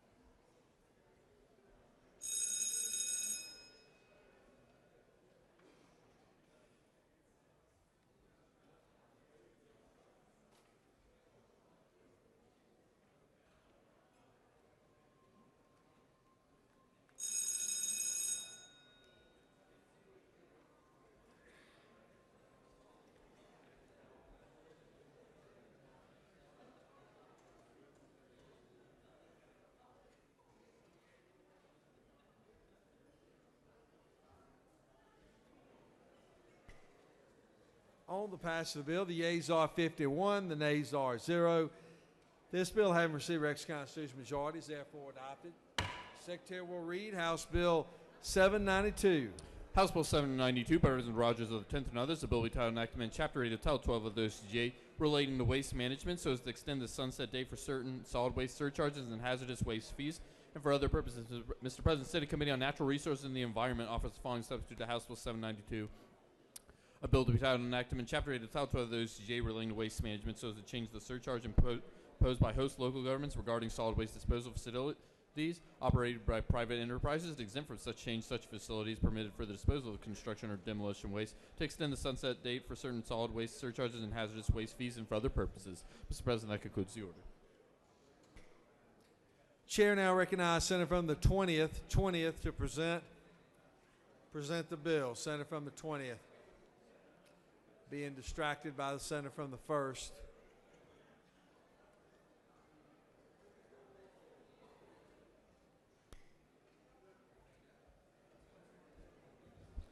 Thank you, Mr. President. I rise to ask your favorable consideration of House Bill 792, which extends the sunset on the Hazardous Waste Trust Fund from July 1, 2018 to July 1, 2019, so a one-year extension of the sunset. The senator from the 25th has hitched a ride on this bill, and it also includes increase of the tipping fee for privately run landfills from $1 to $3. If there are any questions, I'll be happy to answer them. Otherwise, I will yield the well. You do have a question. Senator from 26th. 26th, are you wishing to be recognized? Yes, sir. Senator Well, would you yield? Yes, sir, absolutely. And extending the year as well as being able to go to $3. Where's the money going? Well, the money for the Hazardous Waste Trust Fund, first of all, it comes from 3 different areas. It's a solid waste fee of 75 cents per ton on a tipping fee. Fees on companies that generate, manage, and store hazardous waste, and fines collected by the EPD. And the money is used to remediate hazardous waste spills or leaky landfills, and almost every county in the state has drawn down some of this money at one time or other to remediate hazardous waste sites. Senator, isn't it true that some of the money has been siphoned off and spent on other things outside of landfills? The senator knows of which he speaks. That's one reason we're only asking for a 1-year extension on this. There is a House resolution, I understand, that we may get to vote on that will address dedicated fees and require under the state constitution that these fees be spent on the purpose for which they are collected. Senator, isn't it also true I just got kicked on the leg by the senator next to me telling me it's all right? Yes, sir. I'd appreciate your support. Chair recognizes Senator from the 34th for a question. Thank you, Mr. President. Senator, will you yield? Yes, ma'am. Can you tell me why it went from $1 to $3? I mean, why it didn't just go from 1 to 2 and 2 to 3, or why we had to go from 1 to 3? Can you help me with that? Yes, ma'am. These fees have not been increased since 1992. It applies to private landfills or privately run landfills, and basically our tipping fees are so low in Georgia, we're becoming a dumping ground for surrounding states, and it's attracting waste and trash from surrounding states, and this is just to make us more in line with what it should be. Senator, will you further yield? Yes, ma'am. Are the other states charging for? What are the other states charging if the senator? Well, these are privately run. Again, these are privately run landfills. The tipping fee they charge ranges from anywhere from $35 a ton all the way up to $85 a ton. This is a surcharge that goes to the local municipality because the landfill is in their jurisdiction. So there is these private companies are making a lot of money off of this waste, and this is just to have some equity for the local municipality. Thank you, Senator. Yes, ma'am. Chair, no further questions, Senator. Thank you. Questions on the adoption of the committee substitute. Is there objection? Without objection, committee substitute is adopted. Now, does any other senator wish to speak for or against the bill? Is there objection? Agreed upon the committee which failed pass the bill. Chairs none. Report the committee is agreed to. Shall the main question be now put? The objection shares none. Main question order. Shall this bill now pass? Question is on the pass of the bill. All those in favor of the bill will vote aye. Those opposed, no. Secretary will unlock the machine.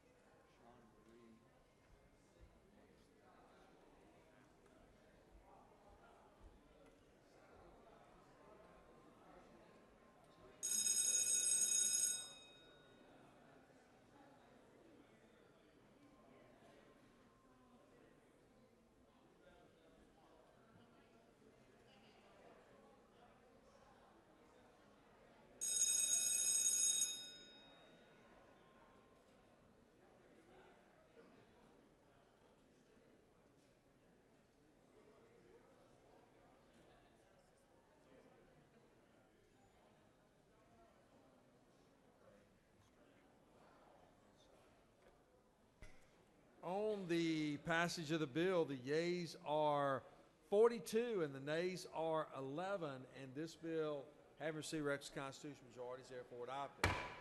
Secretary now will read House Bill 793 House Bill 793 by Representatives Lauricia, the 169th, and others, a bill be titled and enactment Article 1 of Chapter 8 of Title 48 of the OCGA, relating general provisions regarding state sales and use tax so as to provide for an exemption for certain aquarium construction for other purposes. Mr. President, that concludes the order. Chair recognizes Senator from the 14th to present the bill.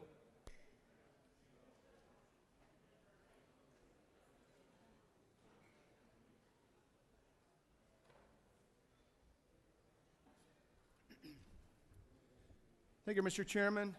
Members of the Senate, I bring before you House Bill 793. It simply seeks to extend the sales and use tax exemption for the aquarium and also provide a sales and use tax exemption for certain museums. Mr. Chairman, a little history about this. We've got a museum up in Bartow County that many of you have enjoyed, which is the Booth, the Tullis, the Teacher Resource, also at the Bartow History Museum. The same gentleman that has donated that revenue for that is also looking to be able to provide us with a state-of-the-art auto museum. And with that, Mr. President, I'll yield well unless there's any questions. You do have a question by the minority leader, the senator from the 41st.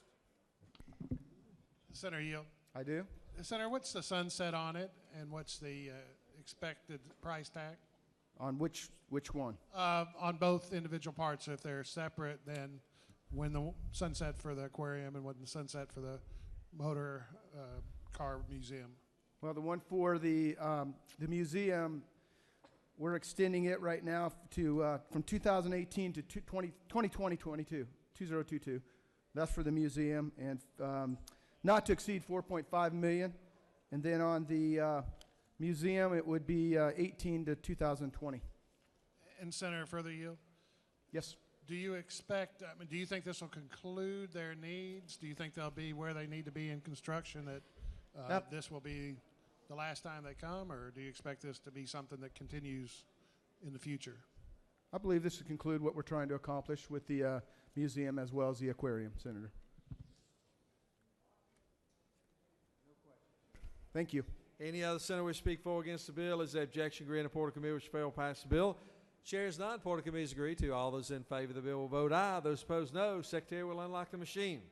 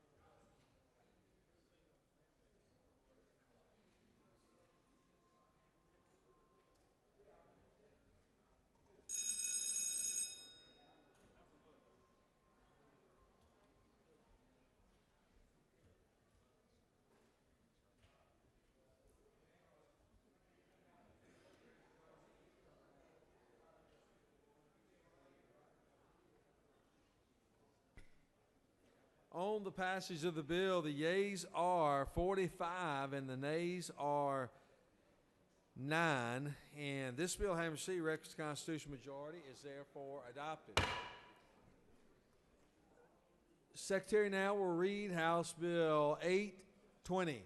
House Bill 820 by Reverend Beskin of the 54th and others, a bill titled Enactment Part 2 of Article 5 of Chapter 5 of Title 48 of the OCGA, relating to county boards of tax assessors so as to establish a procedure for counties following the rejection of a tax digest for other purposes.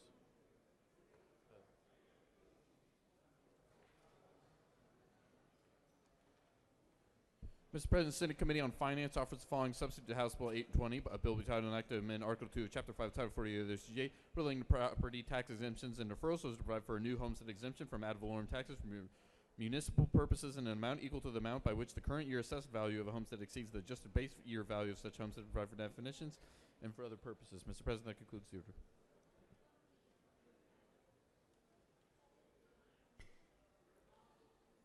Chair recognizes the senator from the 40th to present the bill, Distinguished Higher Education Committee Chairman.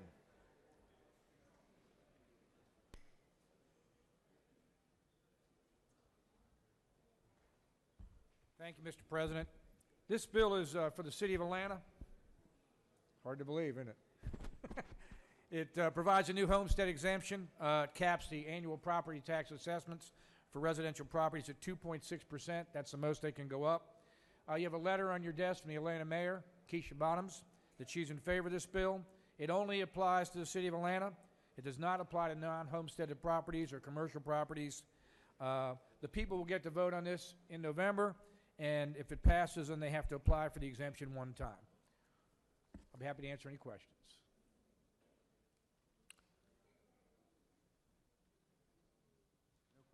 Thank you, Mr. President. Question on the adoption of the committee substitute is objection. Without objection, committee substitute is adopted. Does any other senator wish to speak for or against the bill? Is the objection agreed to report of committee which fail will pass the bill? Chairs none, report of committee is agreed to. Shall the main question be now put? Are the objections, chairs none, main question is ordered. Shall this bill now pass? Question on the pass of the bill. All those in favor of the bill vote aye. Those opposed no. Secretary unlock the machine.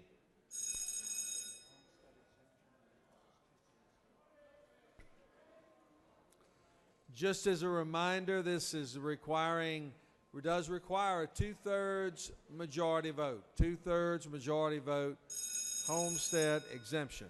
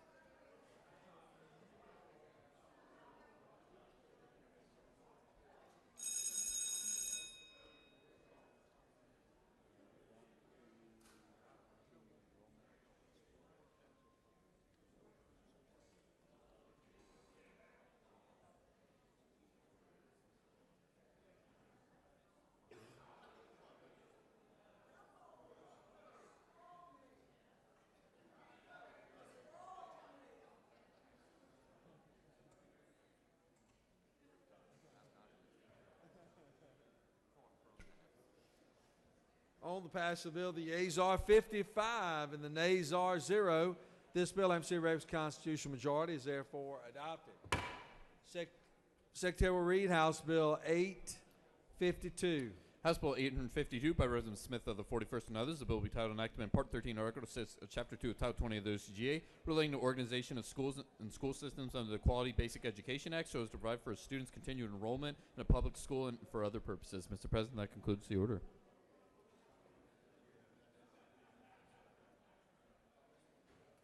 Chair recognizes Senator on the 40th.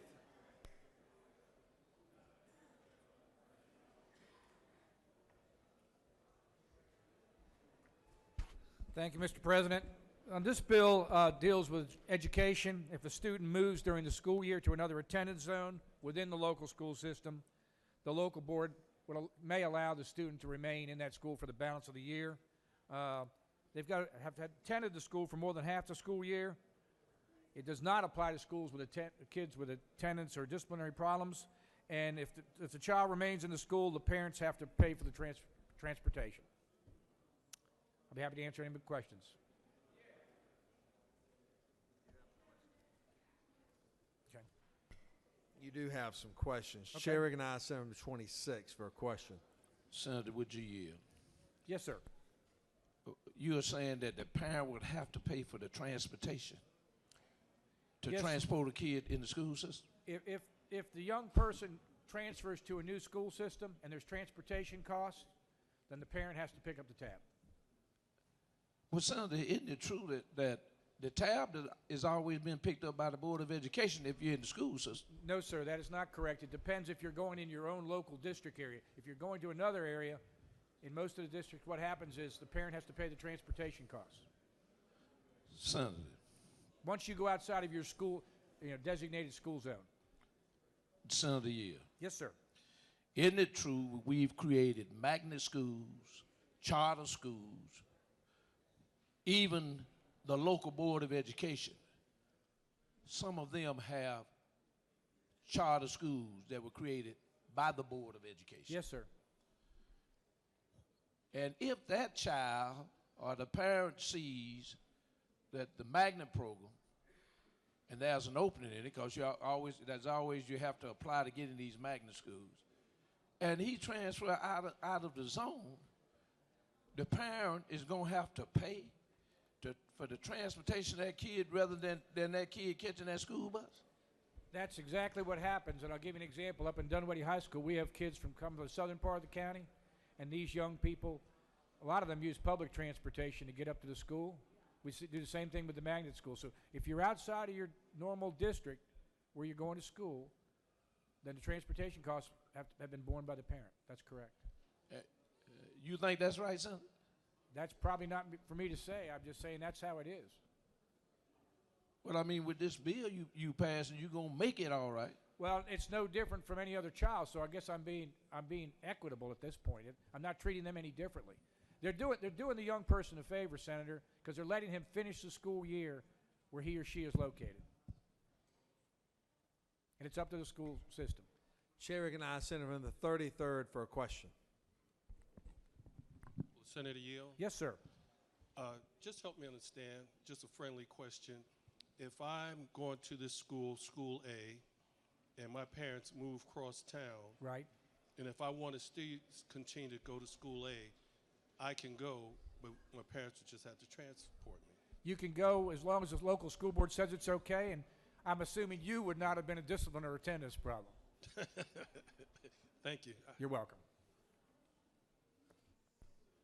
No further questions. Thank you, Senator. Mr. President. Do you wish to speak?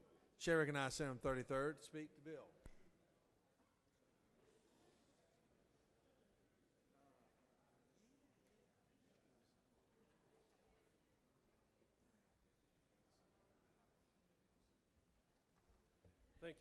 Thank you, Mr. President, my fellow senators, colleagues, and y'all.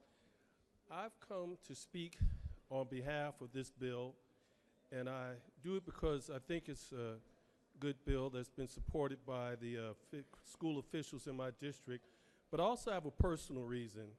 The author of this bill, State Representative Michael Smith, the State Representative from the 41st, I have been his mentor for a number of years. And I remember a number of years back, him and I were social study teachers in school, and one day we were sitting in the cafeteria eating some day-old chili, and we decided to run for office. Of course, our first tryout we lost, but now we're here in the Georgia Assembly trying to make a difference. When I was in the Air Force, I was a career advisor, and two questions I would ask people periodically at different junctions of their careers. The first question I would ask them is, what is your legacy? And I would listen. The second question I would ask them, if I ask other people, what is your legacy, what will they say?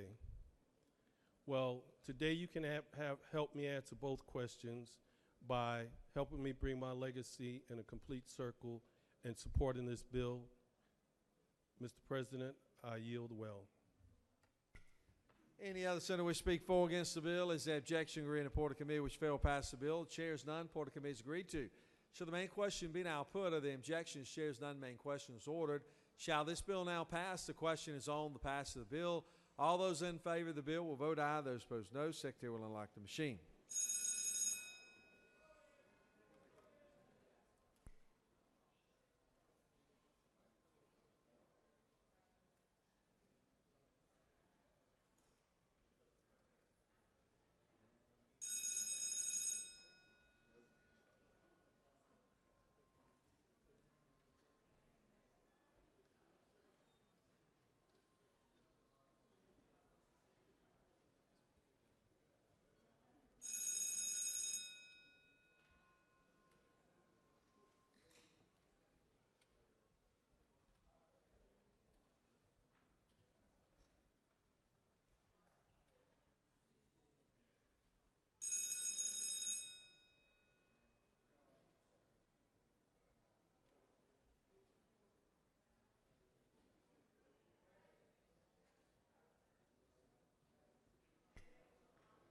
On the pass of the bill, the yeas are 54, the nays are 1. And this bill, MC Rex constitutional majority, is therefore adopted.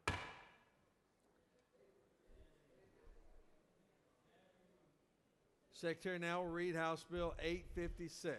House Bill 856 by Reverend Deffenbaugh the first and others, a bill we titled an act to amend Code Section 3521 of the OCGA relating to creation of the Board of Public Safety, composition, appointment in terms of office of members, so as to add the Commissioner of Community Supervision to the composition of the Board of Public Safety and for other purposes. Mr. President, that concludes the order. Chair recognizes Senator from the 7th. Present the bill. Thank you, Mr. President. House Bill 856 simply adds the Commissioner of the Department of Community Supervision to Board of Public Safety. If there are no questions, Mr. President, I yield the will. No questions. Any other senator wish to speak for or against the bill? Is the objection read and report of committee which failed to pass the bill? Chairs none. Report of committee is agreed to. Shall the main question be now put? Are the objections? Chairs none. Main question is ordered. Shall this bill now pass?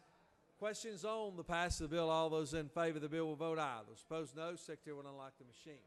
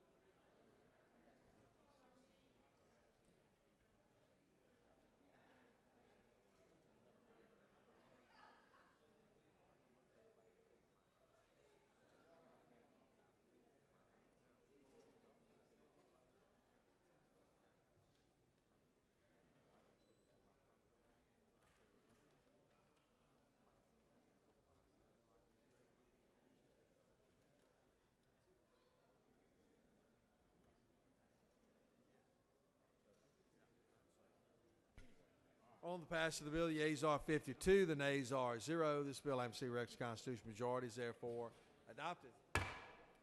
Secretary will read House Bill 897. House Bill 897 by Reverend Administration on the 104th and others, a bill we titled an act to amend Chapter 6B of Title 10 of the OCGA relating to the Uniform Power of Attorney Act, so as to revise the short title, provide for definitions, to change provisions relating to the application of Chapter 6 of this title to update cross-references to federal law and for other purposes. Mr. President, that concludes the order.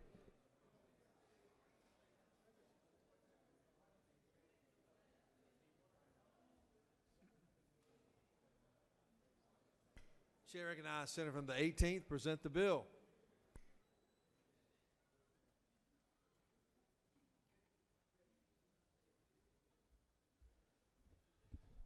Thank you, Mr. President. I am pleased to bring you HB 897. Many of y'all will remember that last year in the 2017 session, this body passed a Uniform Power of Attorney Act.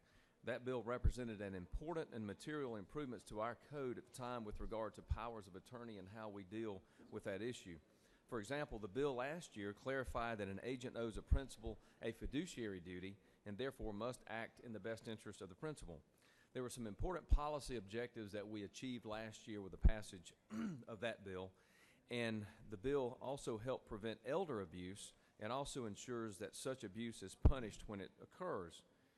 In the 2017 session, the bill benefited from a collaboration of the support from the Alzheimer's Association, the AARP, various law enforcement agencies, the fiduciary section of the State Bar, various financial institutions, and many other groups that supported the bill that we passed last year. However, despite our best efforts and not totally unlike what happens here sometimes, there was simply not enough time between the time that bill was introduced in January before we finished the session to integrate all the feedback with regard to how the power of attorney bill ought to be changed. So that's what we bring to you today with HB 897 as a result of a collaborative effort in us continuing to try to work to improve the power of attorney bill that we passed last year. Its provisions do not represent, and this is important, the bill we have today do not represent a policy change of all those objectives last year and what we accomplished last year. Some of the issues that are clarified in this year's bill include such as the meaning of the term gift, the requirement for the obligations to delegate a fiduciary duty, and some of the areas of greater integration include on how laws governing the power of attorney interact with other legal governing documents. The other details with regard to the changes in the changes in the procedures are set forth in the bill, and I'm happy to answer any questions. Chair recognizes Senator from the 26th, your colleague from Bibb County. Used to be his colleague. Senator. Senator Hill. I will for you if you're still my colleague. Not really. Well, then I'm going to have to reconsider, Senator. Well, you can reconsider. You can walk out. I'll go down and talk about it. All right. So, the question I have is, in the power of attorney, how does this deal with the death of the person? Because if you have, isn't it true that if you have power of attorney and that person dies, that power of attorney ceases, even though there might be money in the bank to pay the bills and everything, that power of attorney ceases at the death of that individual. That's typically correct, yes. That a power of attorney is empowered during the life of the person for whom you're acting. Yes, sir. Does this bill go any further as to designate if that particular person has power of attorney? That means they're handling the bank accounts and all of that, paying the bills for that client. What will happen when the death occurs, power of attorney cease to be, and there's money in the bank where the person has been handling the bills and stuff like paying the house note or whatever that particular person has? Senator, I don't believe this bill changes the typical way that a power of attorney works, and as we've already talked about, and were already aware that that power ceases upon the death. You're asking what happens when the property of someone who becomes deceased, what happens then? And at that point, that property is the property of the estate of the deceased unless it is directed otherwise by the banking documents, or would be subject to some sort of trust document that would determine that. What happens procedurally as far as who handles it, and I think that maybe that's part of your question, would determine whether or not the person died intestate or not. If they died with a will, then the executor of the will that nominates that executor, that person, once they get letters of testamentary, have the power to move forward and handle the money. If the person dies intestate, then they are an administrator is appointed for the estate, and that person would have the authority to move forward and handle the funds you're talking about. Senator, isn't it true that when you do that, most folks that I represent are little folks, and what they do is have a relative or a daughter or a son to handle their business when they become incapacitated.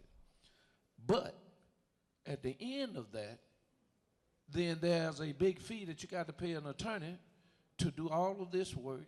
Then you got to get the letters of testament that you are the person who you say you are, and you got to find someone that knows the person who is deceased to recognize the signature of all the accounts and those kind of things. So while you're doing this, why is it that you didn't think about doing something that allows the person who was chosen at the particular time to finish handling the business of the deceased, rather than have to pay a bunch of money to attorneys to keep doing what they need to do? Senator, you're talking about something different from a power of attorney. What you're talking about is how should an estate be administered, how are assets handled after someone's death. Powers of attorney don't typically address that because the law says that upon the death of the person that owns the property then becomes the the property of that person's estate. And you've got a different set of laws, as I described a minute ago. You're either going to have someone that's a trustee if it rolls to a trust. You can have an executor if it's now part of someone's estate pursuant to a will, or you can have an administrator. And there may be other vehicles, but powers of attorney are not set up to do what you're talking about, because the whole concept is you empower someone to make decisions on your behalf while you're alive. And what you're talking about is after death. No further questions. Thank you. Any yield other the senator well. wish to speak for or against the bill? Is the objection agreed and reported to committee which failed to pass the bill? All those in favor of the bill will vote aye. Those opposed, no. Secretary and elected machine.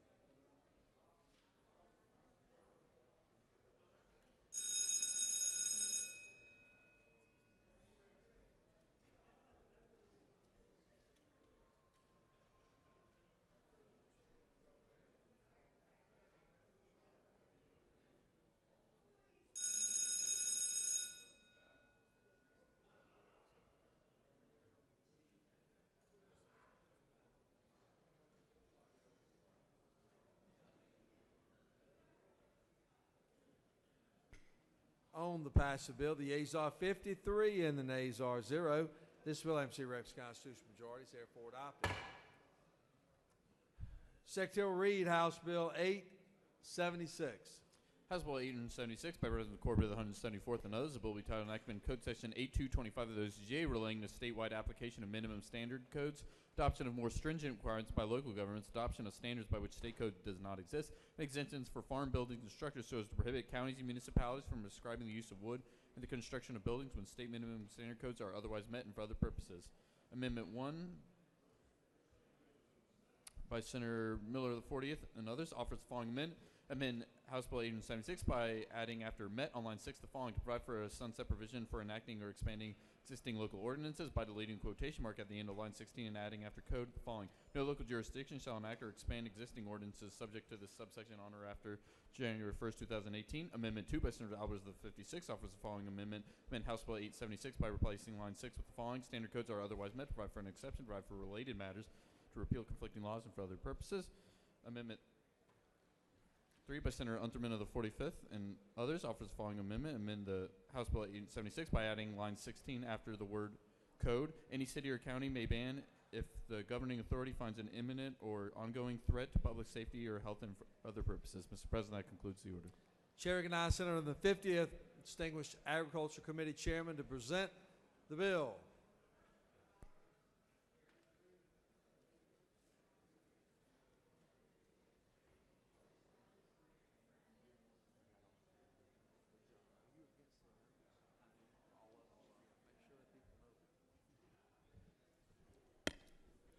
Thank you, Mr. President. Members of the Senate, I bring before you House Bill 876, which would prevent legal and safe building products from being banned by local ordinances. We hear a lot of talk about rural Georgia, and we want to help rural Georgia and what we're going to do to help rural Georgia. I can tell you something you can do to help rural Georgia today, and really all of Georgia, and it won't cost us a dime. You can vote yes on House Bill 876. This is a bill that the Georgia Forestry Commission is very interested in. Forestry is critical to Georgia. There are 144,000 manufacturing jobs in our state that are directly related to the forest industry. There are 450,000 landowners who have 22 million acres of land in our state that are devoted to timber. Now, I know that we're probably going to have some questions about safety and those kind of things. One thought that did come to my mind when I was thinking about this, now I want you to listen to me and I want you to think. The Ark was built out of wood. The Titanic was built out of steel. I'd also point out that wasn't, I mean, tragedies are never good, and we can point out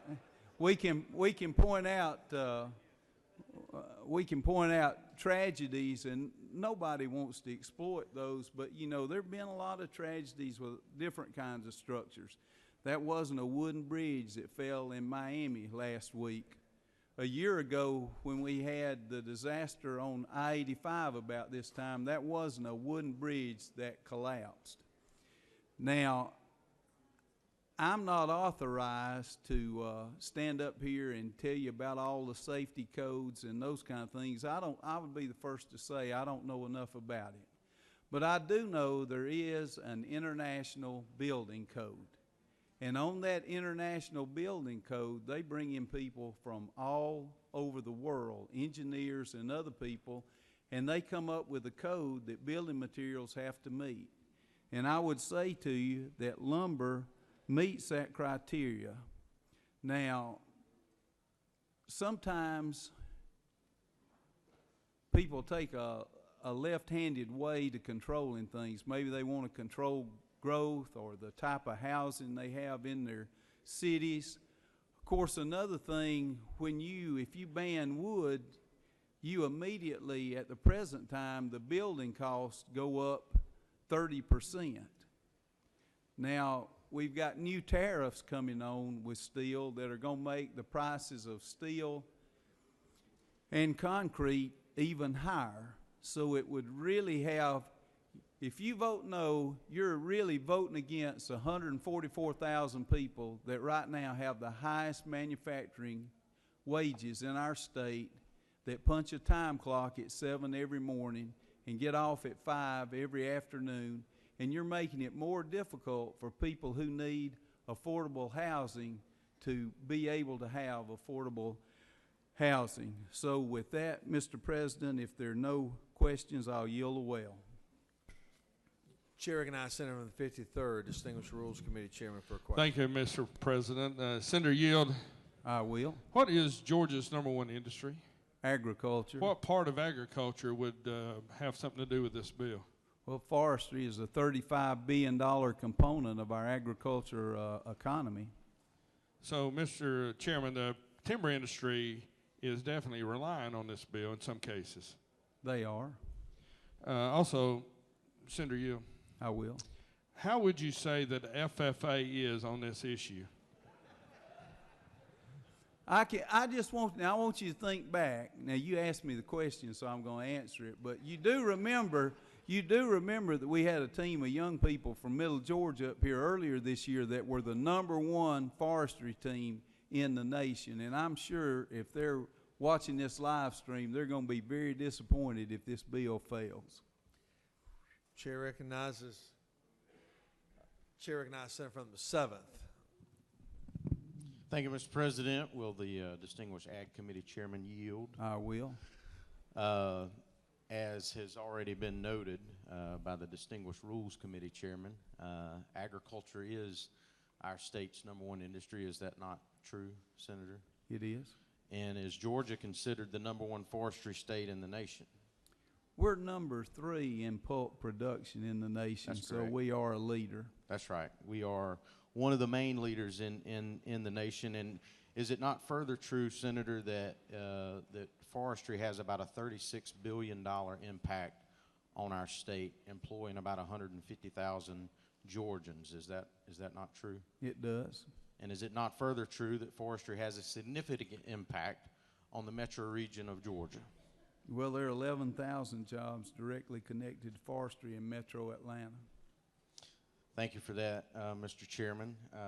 I think also, Mr. Chairman, is it not true, you know, we've heard a lot of the comments in regards to why this particular underlying bill may or may not be good for our state in regards to different issues, but is it not true that in a newspaper article dated February 20th, the mayor of Sandy Springs stated that this bill will undo all we have accomplished and prevent us from stopping cheap apartments from going forward. Is that not the statement that was made in that particular article? I have read that article.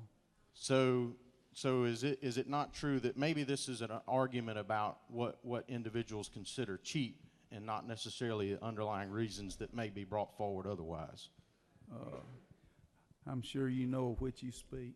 And would you not agree that forestry and wood products are not a cheap product and not a cheap way to build buildings in our state? I couldn't agree more. A couple of other things I would point out, Senator.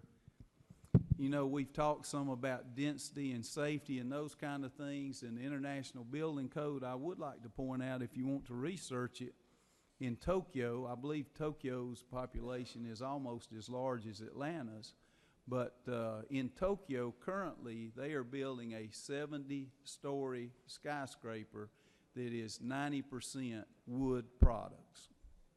And of course also we do export a quarter of all the pulp products that are exported in the United States. Thank you, Senator. No, there is a question. Senator from the 2nd, you have a question? Do you have a question? No? No further questions. Senator, thank you. Thank you, Mr. President. I would like to point out, I know that there are 4 amendments, and some of you have been getting emails about amendments. I want you to know none of these amendments are my idea. I do object to these amendments. I want to keep this bill narrowly focused for the forestry industry in our state. I do not, with the International Building Code and the zoning that we have in place, I do not believe these amendments are needed, so I will object to these amendments. Thank you, Mr. President. Thank you, Senator. Senator is objecting to all amendments. But before he does, allow me to recognize Senator from the 40th. Speak to amendment number 1.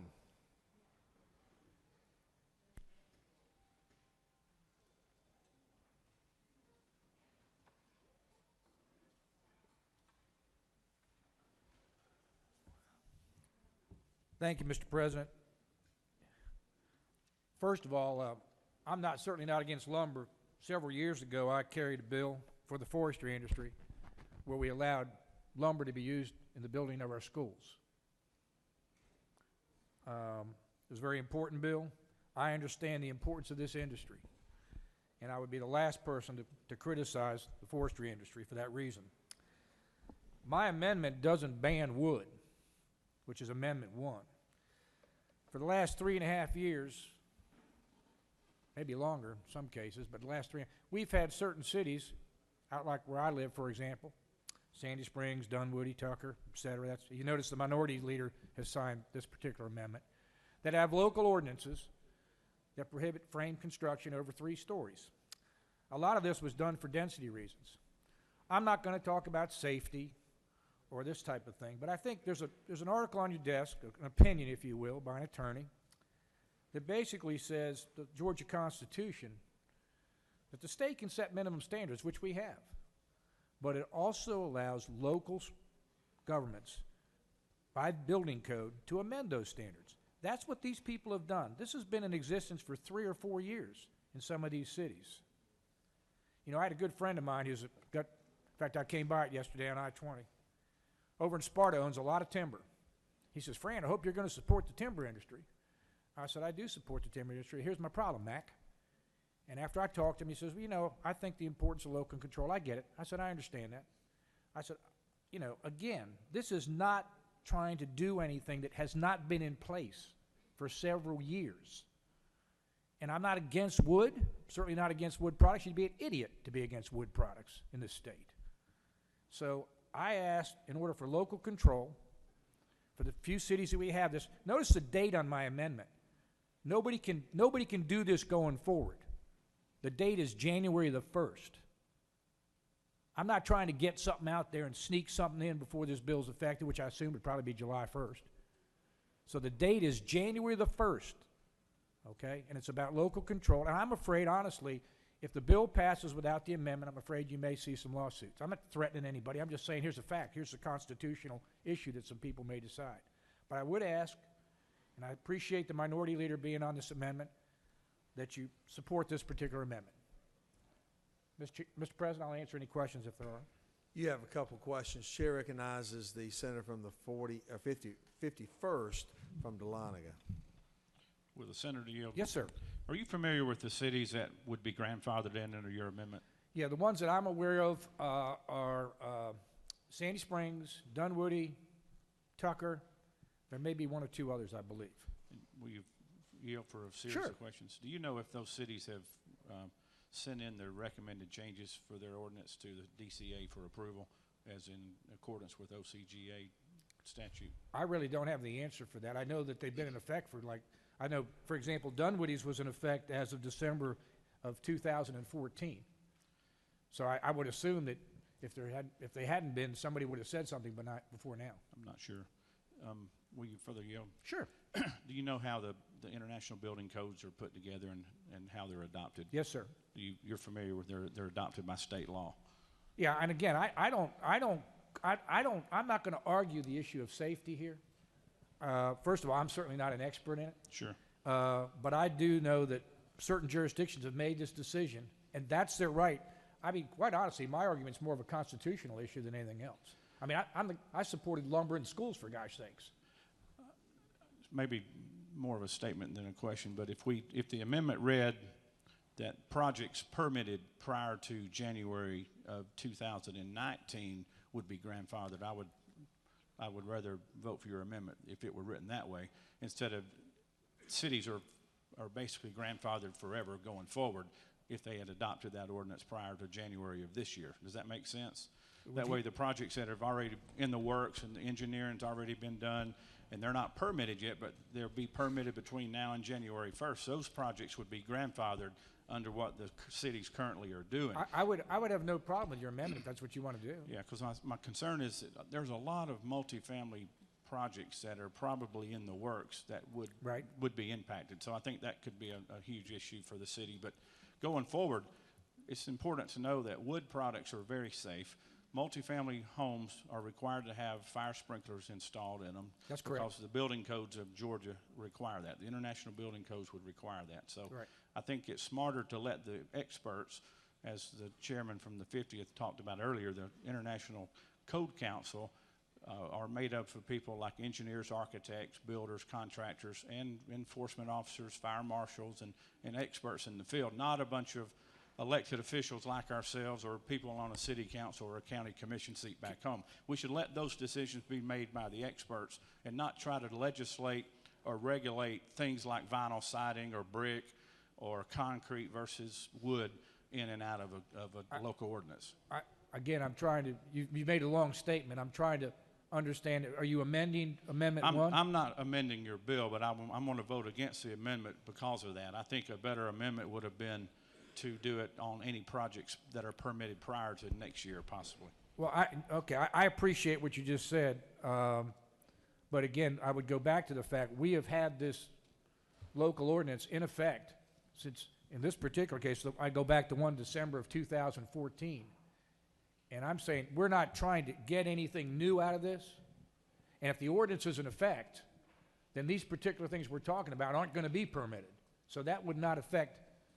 This only affects where you've got an ordinance in place. So if there's other projects out there in other areas, they're going forward with this bill if it passes. My amendment doesn't affect further future projects unless they are already prohibited by the local ordinance. Would you yield for one final question? Sure. Isn't it true that if you increase the cost of construction on a multifamily unit 20 or 30%, chances are there won't be many more of those projects in that community?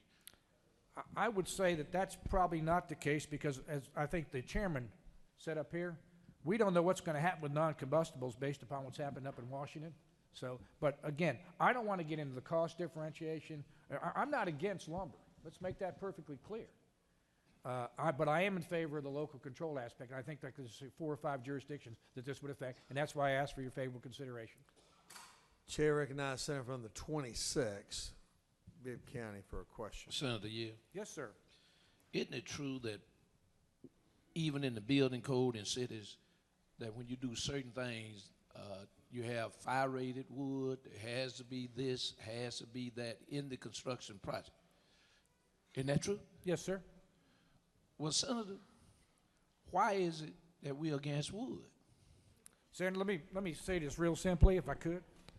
I am not against wood. What I said is there's a local ordinance that says, for example, you can't have wood frame construction above 3 stories. That's the local ordinance. I'm in favor of the local control of the ordinance. I'm not against wood. If I was against wood, I wouldn't ever carried a bill for schools to be built out of wood. Senator Yield. Yes, sir. Isn't it true the wood can't talk and we have to talk for the wood? You know, Senator, you always close an argument very well. I'm going to have to think about it, but that probably makes sense. We got 2 blockheads here talking to each other. That's probably a good idea. Senator for the year. Yes. Isn't it true that basically what you do, if you do this, those folks who have steel studs, aluminum, the construction cost is going to go up in those communities that you are talking about because now you got to use steel studs. Am I right? Senator, my answer is this, okay? These communities I'm talking about already have the ordinance in place. There's nothing new here. This is existing law in these particular municipalities. I'm not changing anything that's not happening right now. The only thing that will change is if we pass this law without my amendment, then these communities' ordinances will be undone. I'm not changing anything. Senator for the year. Yes, sir. One more. Isn't it true that the senator over there, For the 51st? the 51st, Yes. basically told you the truth? What you're doing is preventing low and moderate income housing. Absolutely not. No. You do have another question. Chair recognizes Senator from the 45th. With Senator Gill, please. Of course. Senator, is it not true that you and I have been down here a very long time and that you are one of the authors of many cities that have been created in the state of Georgia? Is that not true? That is true, and you've aged much better than I have. Thank you. And I think, Senator, you said Sandy Springs, Dunwoody, and Tucker would be the exception, and they would be grandfathered in. But what about all those other local jurisdictions that have similar type local desires to have those similar ordinances? Do you think that's fair that these can have it and the next bunch can't have it? I believe that most of the cities have had the opportunity to do this if they chose to do it on a local basis. And I believe there's another amendment that addresses what you're talking about. Senator, would you further yield? Sure. Senator, I was reading in the paper, and I'm very empathetic because I live in Beaufort. The city of Gainesville many years ago had a tornado come and basically wipe out the downtown area, and I believe 17 people were killed in that tornado, and then it went to White County. And when you go to Gainesville, and this is my question, the city of Gainesville, when you go up there, you notice there's a lot of brick buildings. And there's a lot of generations that remember their loved ones that died. Do you not think that under those conditions that those local people have the right to be able to use the ordinances they want if they're in an area that is considered a tornado zone area? I think my answer would be one of the reasons that we have cities in the state of Georgia is the fact that local people get to make local decisions for their local communities. And I've certainly been a supporter of that. One last question. Chair recognizes Senator from the 41st, the minority leader. Thank you, Senator. Senator Yield? Of course.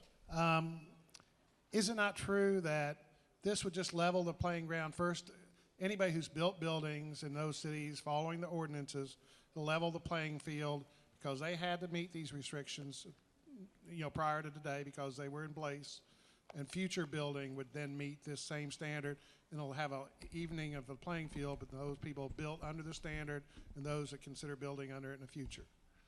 I don't say it often, but you are absolutely right, Senator. Is it also true, because Senator from, I think, the 51st asked about filing these amendments with DCA, that Tucker at least did, and that all the municipalities that you mentioned worked with their fire chiefs to make sure that they were in agreement that this was the best standard there for their municipalities, and that every city has different capabilities as far as meeting their fire safety needs. That is true.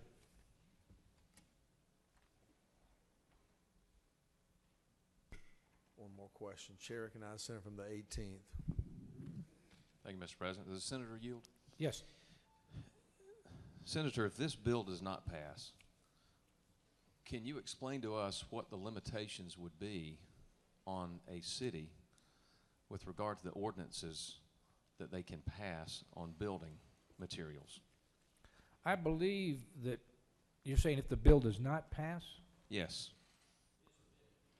You mean the amendment of the bill? I'm speaking if the bill passes, and I'm speaking more to the bill, which Not I the understand you are not in favor of, correct? No, I'm not. Okay.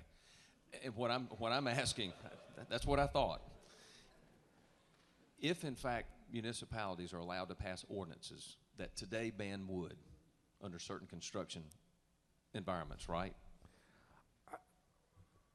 The way you phrase, Senator, we're not banning wood, we're limiting the height of construction of wood products. We are not banning wood. This is no ban here at all. In this state, we are not banning wood, trust me. I understand that, and maybe that was a poor choice of words on my part, but if I'm a builder and I want to build a 3+ story apartment complex in the area that you've identified, yes, then wood is banned. Fair? Yes, they can't go above 3 stories. That is correct. I'm sorry, yes. So it's banned under those circumstances. My question is, for the ordinance that's in place for the cities that you want to protect and keep that, are there limitations on what all they can ban?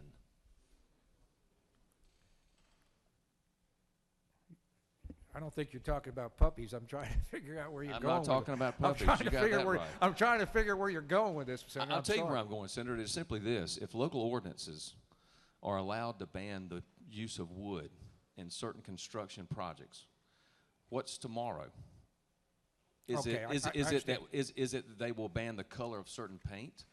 Is it that they will ban the color or the use of concrete or other products? And so my question is, where's the limitation that, Senator, that I is understand on your question. municipalities? I think I understand your question. Here's the difference. They have done this. They've done this for the last 3 or 4 years. Okay, it's been in place. No one has objected to this until this bill came up.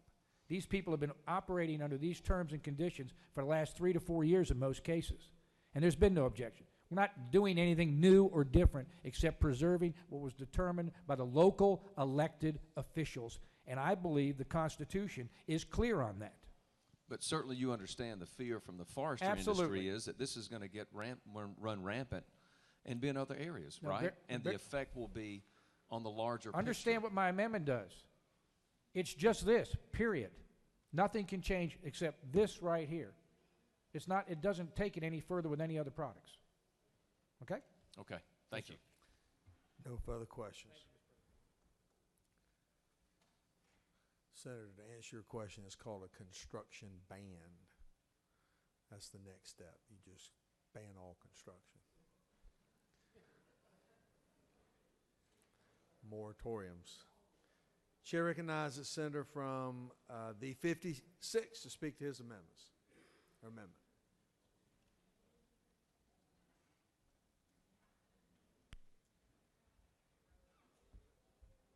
Thank you, Mr. President. Just to conserve time, I'll talk about the bill and my amendment at the same time, then I'll come up twice. First, I want to commend the senator from the 50th, our distinguished agricultural chairman. He is a very good man who is working hard on behalf of his district and agriculture, and I think that what you're going to hear everybody talk today is we all support the wood and the pulp industry completely. That being said, the senator from the 40th just brought up the important parts about constitutionality. And what we'd hate to do is pass a bill that will end up in the courts and will cost the state and our cities and potentially counties an awful lot of money when we want them to be focusing on other important issues. The second part is having some local control. There is a balance. I appreciate the comments by the senator from the 18th. And why he brings up valid points, and we want to make sure we protect liberty and freedom, this is constitutional. And local control also gets back to the comments of the senator from the 51st. I trust our local fire chiefs, fire marshals, and firefighters more than anyone because we have said this many times in this chamber that one size does not fit all. And if we truly believe one size does not fit all, why wouldn't you want the most local expert in that city and county being the ones that make those decisions? We've mentioned Sandy Springs. Senator from the 7th brought up the mayor, and he and the fire chief have worked together because it is a unique city. There are areas of Sandy Springs which are not that far from here where you can be 50 feet lower and higher. You can back up to a highway. You can back up to another building. And it's not a traditional way for emergency services to get in there and to help put out a fire or rescue somebody. It is unique. Henceforth, they brought unique things to protect the property and the lives of the people that are there. Out of everything we do here, life safety has to be number one. If we cannot protect the people who are going to live there, who are going to work there, who might be building it, or the first responders that go in, then for what reason are we here at all? Now, I support our wood industry. So I worked with some of my colleagues in that area, and this is something you have to know. We polled all the construction sites in Sandy Springs. 90% of the wood, 90% was from Idaho and Canada. It wasn't from Georgia. So if we really care about the wood industry in Georgia, 56 of us have a job the second we get out of legislative session, which is to go work with every single developer in our area and make sure they start buying wood from Georgia. Buy it local, buy it from home. I've already talked to the senator from the 50th, and I told him the day after we get out, that's exactly what I intend to do. Because I care, and I know we can. We can help out rural Georgia, and we can protect life safety at the same time. They are not mutually exclusive. There have been many different arguments put out there. Some say, Senator 51st mentioned about sprinklers. While sprinklers are a great life-saving measure, they are not for certain. They are certainly not there during the construction phase. And we were told just a couple weeks ago in a committee meeting that nobody ever got hurt or died during the construction phase from a fire. And yet earlier this month in March in Denver, Colorado, one person is dead, one person is missing, presumed to be dead, 6 people are injured, 2 critical, one is a firefighter who rushed in. This is not banning wood. This is saying over a certain height, that community has the ability to do the right thing to protect lives and property. We need to be smart here. We need to take the emotion out of the equation and say, what are we trying to accomplish? We're trying to protect people's lives and the wood industry, and we can do both. Amendment number 2, if you must have this bill, is about as simple as it gets. Just says you can't ban that wood from being fire retardant. So if you're going to build something, why wouldn't you want the chemicals on it to assure it's going to burn much slower and give those people the ample time to get out and protect themselves? Thank you, Mr. President. If there are no questions, I will yield the well. Chair recognizes Senator from the 53rd. Question. Thank you, Mr. President. Senator Yield. Yes, for the Isn't it true that my admiration for you in dealing with public safety issues is very high, and I'm grateful for that. And I thank you, sir. But looky here. Let me say that if we start on banning them for certain heights, why wouldn't we be banning them for total construction for safety reasons? Well, thank you, Senator. That's a great question because when you're lower, you're easily accessed to get out of that structure, so the life safety issues simply wouldn't be there, so it would be no necessity to do so. And I know you've been such a great supporter of the Firefighters and Fire Chiefs Association, and I'm glad you were that and you'd understand why they would oppose this bill. In fact, Senator Yield, I would. That is true. Being a former fire chief of the city of Chickamauga when I was much slimmer, today I'd be a victim on one of those top floors. I always know that some of my colleagues get a little carried away and go a little overboard. So isn't it true that even though I appreciate your effort, my fear is a slippery slope? Well, Senator, again, I agree with that. But sometimes it's easy for us to create conspiracy. But in this case, I think this is very logical in life safety. Chair recognizes Senator from the 50th for a question. Senator, will you yield? Certainly. Is it not true that there are 97 sawmills in Georgia? I am sure you are correct, Senator. Is it not true that Interfor owns 15 of those mills. I'm sure you know what you speak. Is it also not true that Interfor is a Canadian company? I'm sure you know what you speak. So would it not also be true that a lot of lumber that you might identify as Canadian lumber might actually be lumber that's harvested and processed here in our state? Well, Senator, according to the bill of lading, that would not be accurate. Is it not true that there are no Chevrolets manufactured in Georgia? I'm sure you are correct, Senator. Is it also not true that there are a lot of families who work with dealerships and work in the auto industry that make a living from Chevrolet products? I'm sure they would, but the senator from 49th might disagree. Thank you. Chair recognizes Senator from the 13th for a question. Thank you, Mr. President. Would Senator yield? I will yield. Is it not true that when the senator from the 50th was a small boy in that wooden lifeboat on the Titanic, that the big metal ship made a lot of noise as it went down? I believe that to be true. Thank you. Okay. Chair recognizes Senator from the 9th. Thank you, Mr. President. Will Senator yield? Yes. I do have a general question on this, and if you can't speak to it, I understand. Maybe I need to ask the author. It's a pretty, the way this is written, it's a pretty broad prohibition that we cannot prohibition the use of wood as a construction material. Do you think this would apply to wood siding as well as the... I do not know the answer to that question. I'm sure the senator from the 50th, the author, would be the right person to answer Can that. we yield for one other question on that? And I will. Maybe I'll have to get with him as well on that. Would this counteract zoning restrictions that were agreed to as conditions for zoning, and also would it counteract current, I know you're from Roswell, maybe areas where overlay districts where there are places where maybe brick construction has been a historical significance in that area, and we're trying to preserve those areas of historical significance. Would it go over top of those restrictions as well? Well, Senator, that's a very good question, and one that I did not mention. However, there are many great historical cities and towns throughout the state of Georgia, and you mentioned Roswell, my own hometown, and there are certain historical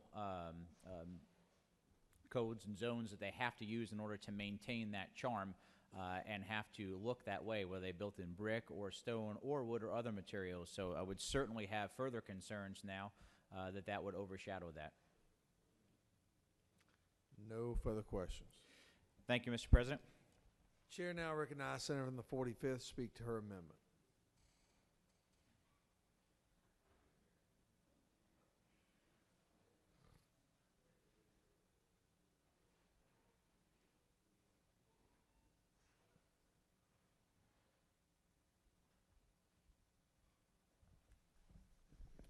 Thank you, Mr. President, members of the Senate. This is a real interesting debate because if you see who is asking questions and who is going back and forth, unfortunately it pits the rural versus the urban, because the urbanized areas are the growing areas and the places that are using the wood, and the rural areas are the ones growing the wood, except I went to my city manager in Beaufort, Georgia, one of the fastest growing areas in the state, and guess where he said the wood there comes from? I couldn't believe it. Argentina.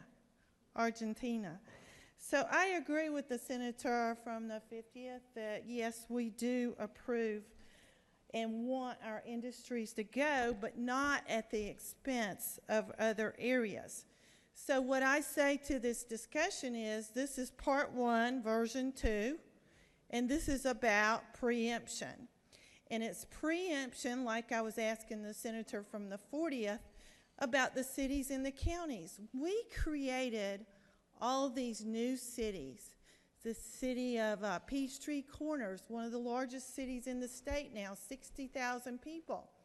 So what do? We go in and we kind of yank the rug out from underneath them and say, whoa now, we like you, but we don't like you too much. This is what we want you to do. What's interesting to me that even though the forestry industry supports this, that this past interim, we had the House Rural Development Council, we had the Senate Study Committee on Rural Georgia, and I think we have one other study committee, but none of these study committees recommended this particular bill. So this gets back to the question, where does this bill arise from and what special interest? It is no different than that little dog that I had up here. No different. This is a preemption of local control. If you don't like what's going on in the neighborhood, guess where you go? You get that lobbyist out here and you trot down here, you pay a whole lot of money, and you change the whole state law just because you don't like what's happening. And I can tell you there's two things that I abhor. I love being a state senator. There's two things I don't like to talk about. One of them is in my committee. It's called Scope of Practice. It is the most tenacious debates that you will see under the Gold Dome. The other one is about in the Finance Committee, and we've had some very good debates about tax credits. And you're always picking losers and winners. And that's exactly what we're doing right now. We're picking losers and winners. We're picking the wood industry over the local government. So I sat back there, and I know I only have a few minutes. I sat back there and I thought about, we're creaking that door open. It's inches, but next year it's going to be feet. And next year, like we talked about with the puppy mills, that door's going to be wide open. So what are those issues that we're talking about that are come trotting down here? The next ones we're going to talk about, we've fringed on these, are Uber and Lyft. What about Airbnb? That's the next big debate. Next year, when we're all reelected, hopefully, we're sitting in here and we're going to be talking about local control with Airbnb. The next other huge issue is stormwater, because nobody likes what the locals do. They don't like what you charge. They don't like your permitting about stormwater. Pet land. Pet land is one of those preemptions. We've already talked about that. I'm not going to push that down your throat anymore. The other thing is contractors' permits. They don't like them. That's another. We're going to open that door. The other thing is vape shops. And what can you sell in those vape shops? We've already talked about kratom. We've already talked about synthetic drugs and what you're going to sell. We've talked about shopping carts. We've talked about 3 years now about plastic bags. You know, they hired those expensive lobbyists out there. What about massage therapists and sex shops? Now, I know the senator over there likes to talk about that. He's not even listening.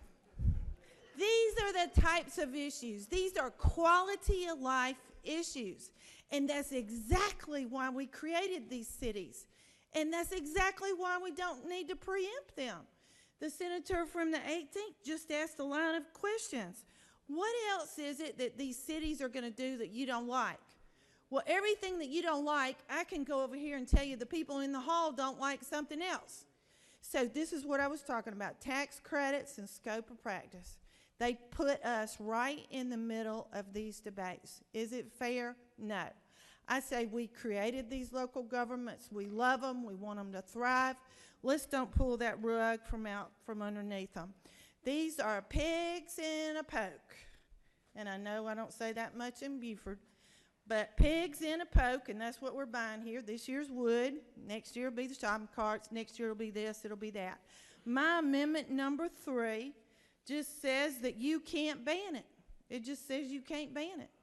It says we don't want to be down here. We don't want to be talking about this.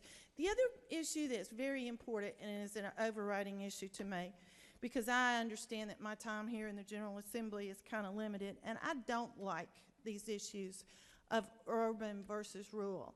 This past year, I spent more time in the rural areas than I did in my own hometown of Beaufort. And that's because I wanted to understand the issues. And I hate to see us divided. And one of the reasons I hate to see us divided is because we've got 2 more years, 1 more term to talk about these preemptions that are going to be coming our way. But I want you rural people to think about this, and this is the part that I totally dislike. The fact that the concentration of power in the Georgia State Senate is going to be urban controlled.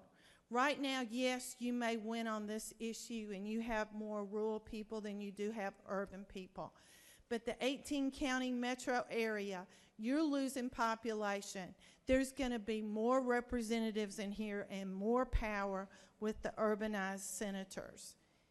So think about what you're doing today, and this is not a threat. This is just common sense and political. You know that what you're doing in here now, we've got the rural people telling us in our urbanized areas, you can't use wood, you can't do this, you can't do that. But what's going to happen in about 4 more years? What are these urbanized legislators going to be telling the rural legislators that you can and can't do in rural Georgia? I just think that's a sad part of it. I encourage you to vote yes on Amendment number 3. I also am going to vote yes on Amendment number 1 and number 2, and I'll be glad to answer any questions, Mr. President. Chair recognizes Senator from the 56 for a question. Thank you, Mr. President. Will the senator yield? Yes, I would.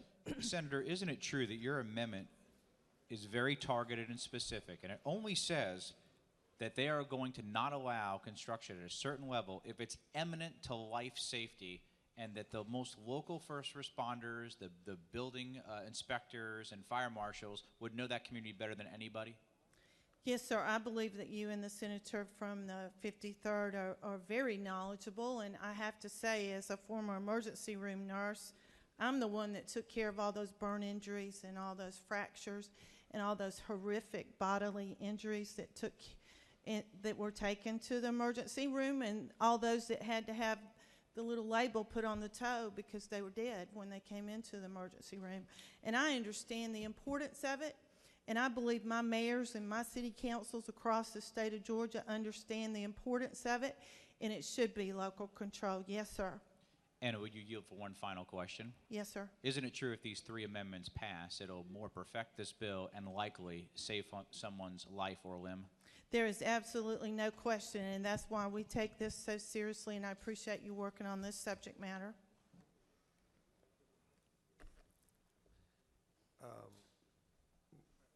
We have a number of lights on. I'd like for all the lights to go off. Lights off in Georgia? All right, all the lights went off except one. No further questions. No further questions? Yeah, no further questions. I yield the will, but I ask for your favorable consideration on amendments number 1, 2, and 3, and thank you very much for your indulgence. Senator from the 26th, let's just let the senator from the 50th close the debate. Is that all right? And let's go. No? How long? Really? You just wired today, aren't you? Be quick, please.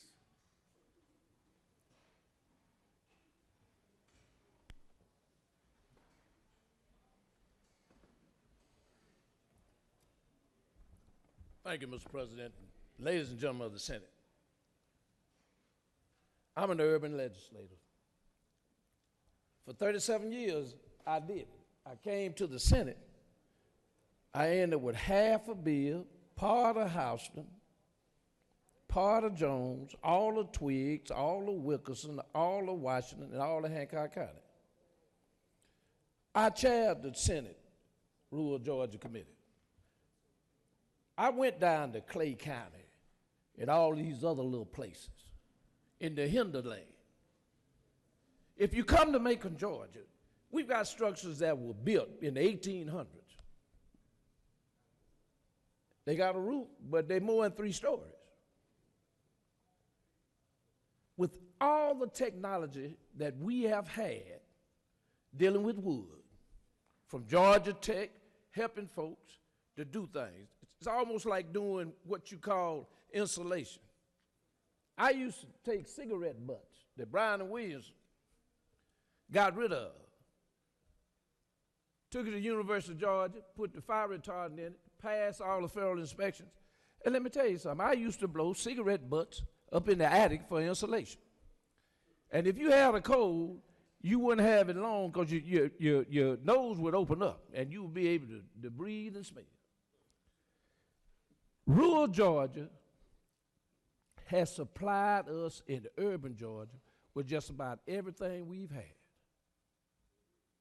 And now you want to dictate to them about construction. Well, what did they do in the 1800s? They didn't have those steel beams. Beautiful structures. And the only way that you can get federal credit is that you have to put it back like it is. And you got to fill out all the paperwork with the federal government to put it on the Federal Historic Register in order to get the tax credits. Now here we are. We just good. You talk about rural Georgia. Look at what United Health did. Now they're going to tell you, if you go to the emergency room and it's not an emergency, they're not going to pay for it. If you're in rural Georgia and don't have health care and you go to hurting, you dial 911 and you end up going to the emergency room. You might have the gout, and it's painful. And you get there, and the doctor says it's non-emergent. So now Blue Cross Blue Shield not going to pay for it. We are basically setting up a two-tier society. Those who have and those who do not have. And that's what this bill is about. There's nothing wrong with wood. The wood can't talk. We have to talk for it. And here we are dealing with folks in the construction business who are now going to determine that you're going to have to use steel beams or aluminum beams because that's what they're doing now. They are building apartment complex and houses with no crawl space. It's a cement floor. And then they take the beams and run everything up, and then they turn around and put the sheetrock on the wall. Let me tell you something, ain't nothing wrong with this bill. Ain't a thing wrong with it. It needs to pass just like it is with no amendments. Do rural Georgia a favor and stop penalizing them. That is what the problem is right now. And yes, the senator is correct. When you look at the demographics, yes, it would almost be more urban legislators than rural legislators. But to all you rural guys, y'all need to stand up. You need to be counted. You got some help going on right now, but you ain't gonna have much after a while. So I would tell you, vote yes for the bill and vote no on every amendment.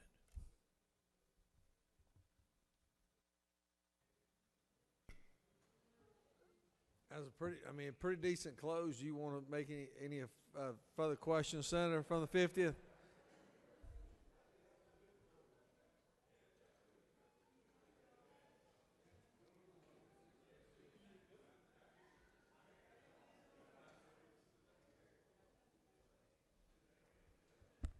Amen.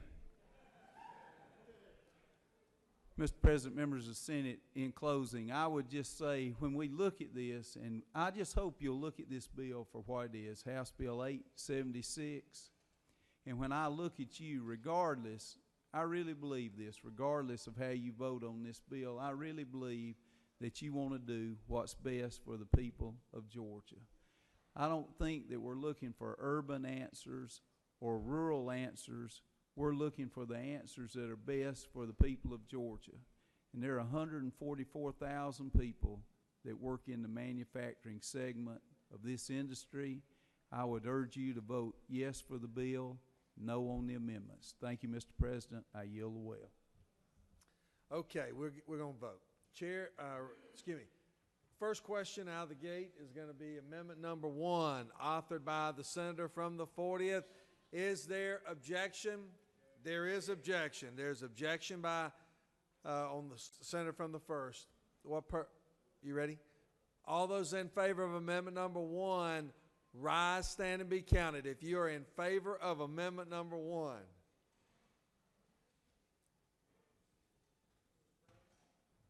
Check. 40th, Senator from the 40th, what purpose do you rise? Raise your hand. Hurry up. Mr. President, Yes. isn't it true that all this bill does is protect local control? That's left up to each and every senator. Reverse, reverse.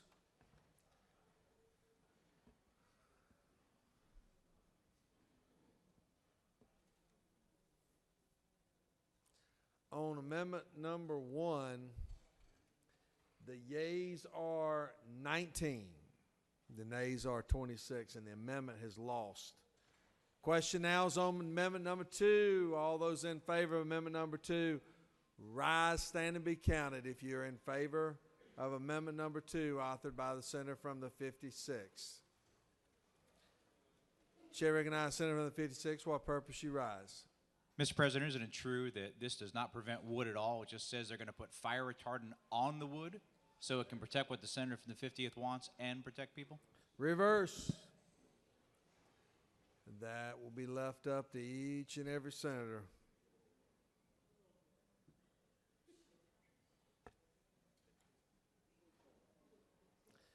On amendment number 2, authored by the senator from the 56, the yeas are 15, the nays are 29, and the amendment has lost. Question now is on amendment number 3, authored by the senator from the 45th. All those in favor of amendment number 3, rise, stand, and be counted.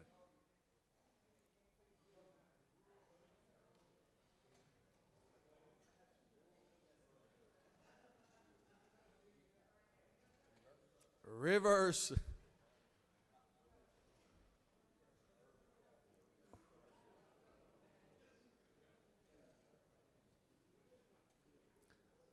On amendment number 3, authored by the senator of the 45th and 56th, the yeas are 18, but the nays are 32, and the amendment has lost. Question on the...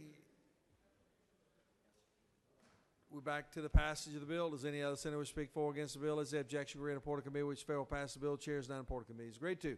All those in favor of the bill will vote aye. Those opposed, no. Secretary will unlock the machine. Chair recognizes Senator on the 45th. What purpose you rise? Parliamentary inquiry. State your inquiry. Is it not true that a green vote is a vote against your local cities and counties in the state of Georgia? That'll be left up to each and every senator.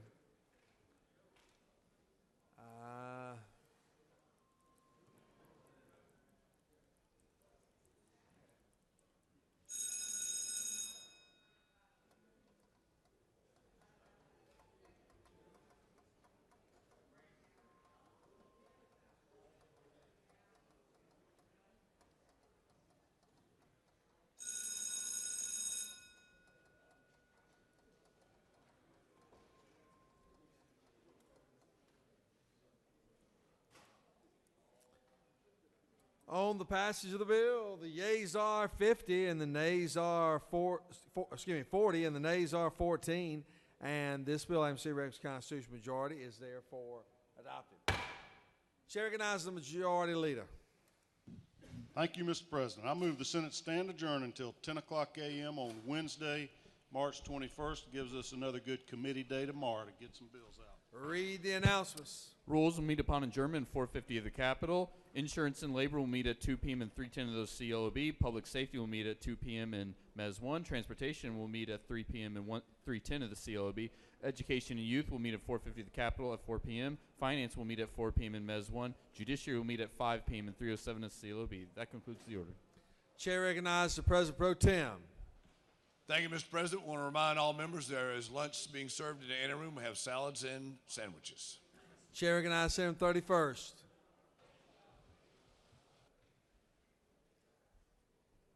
Thank you, Mr. President. Members of the Senate, I want to extend the invitation to you once again for our Legislative Prayer Fellowship. Wednesday morning, 7:15, room 125. This may be our last prayer fellowship for the year, and we'd love to have you there. The majority leaders move. We stand adjourned until Wednesday at 10 a.m. All those in favor will say aye. All those opposed, no. Ayes clearly have it. We stand adjourned.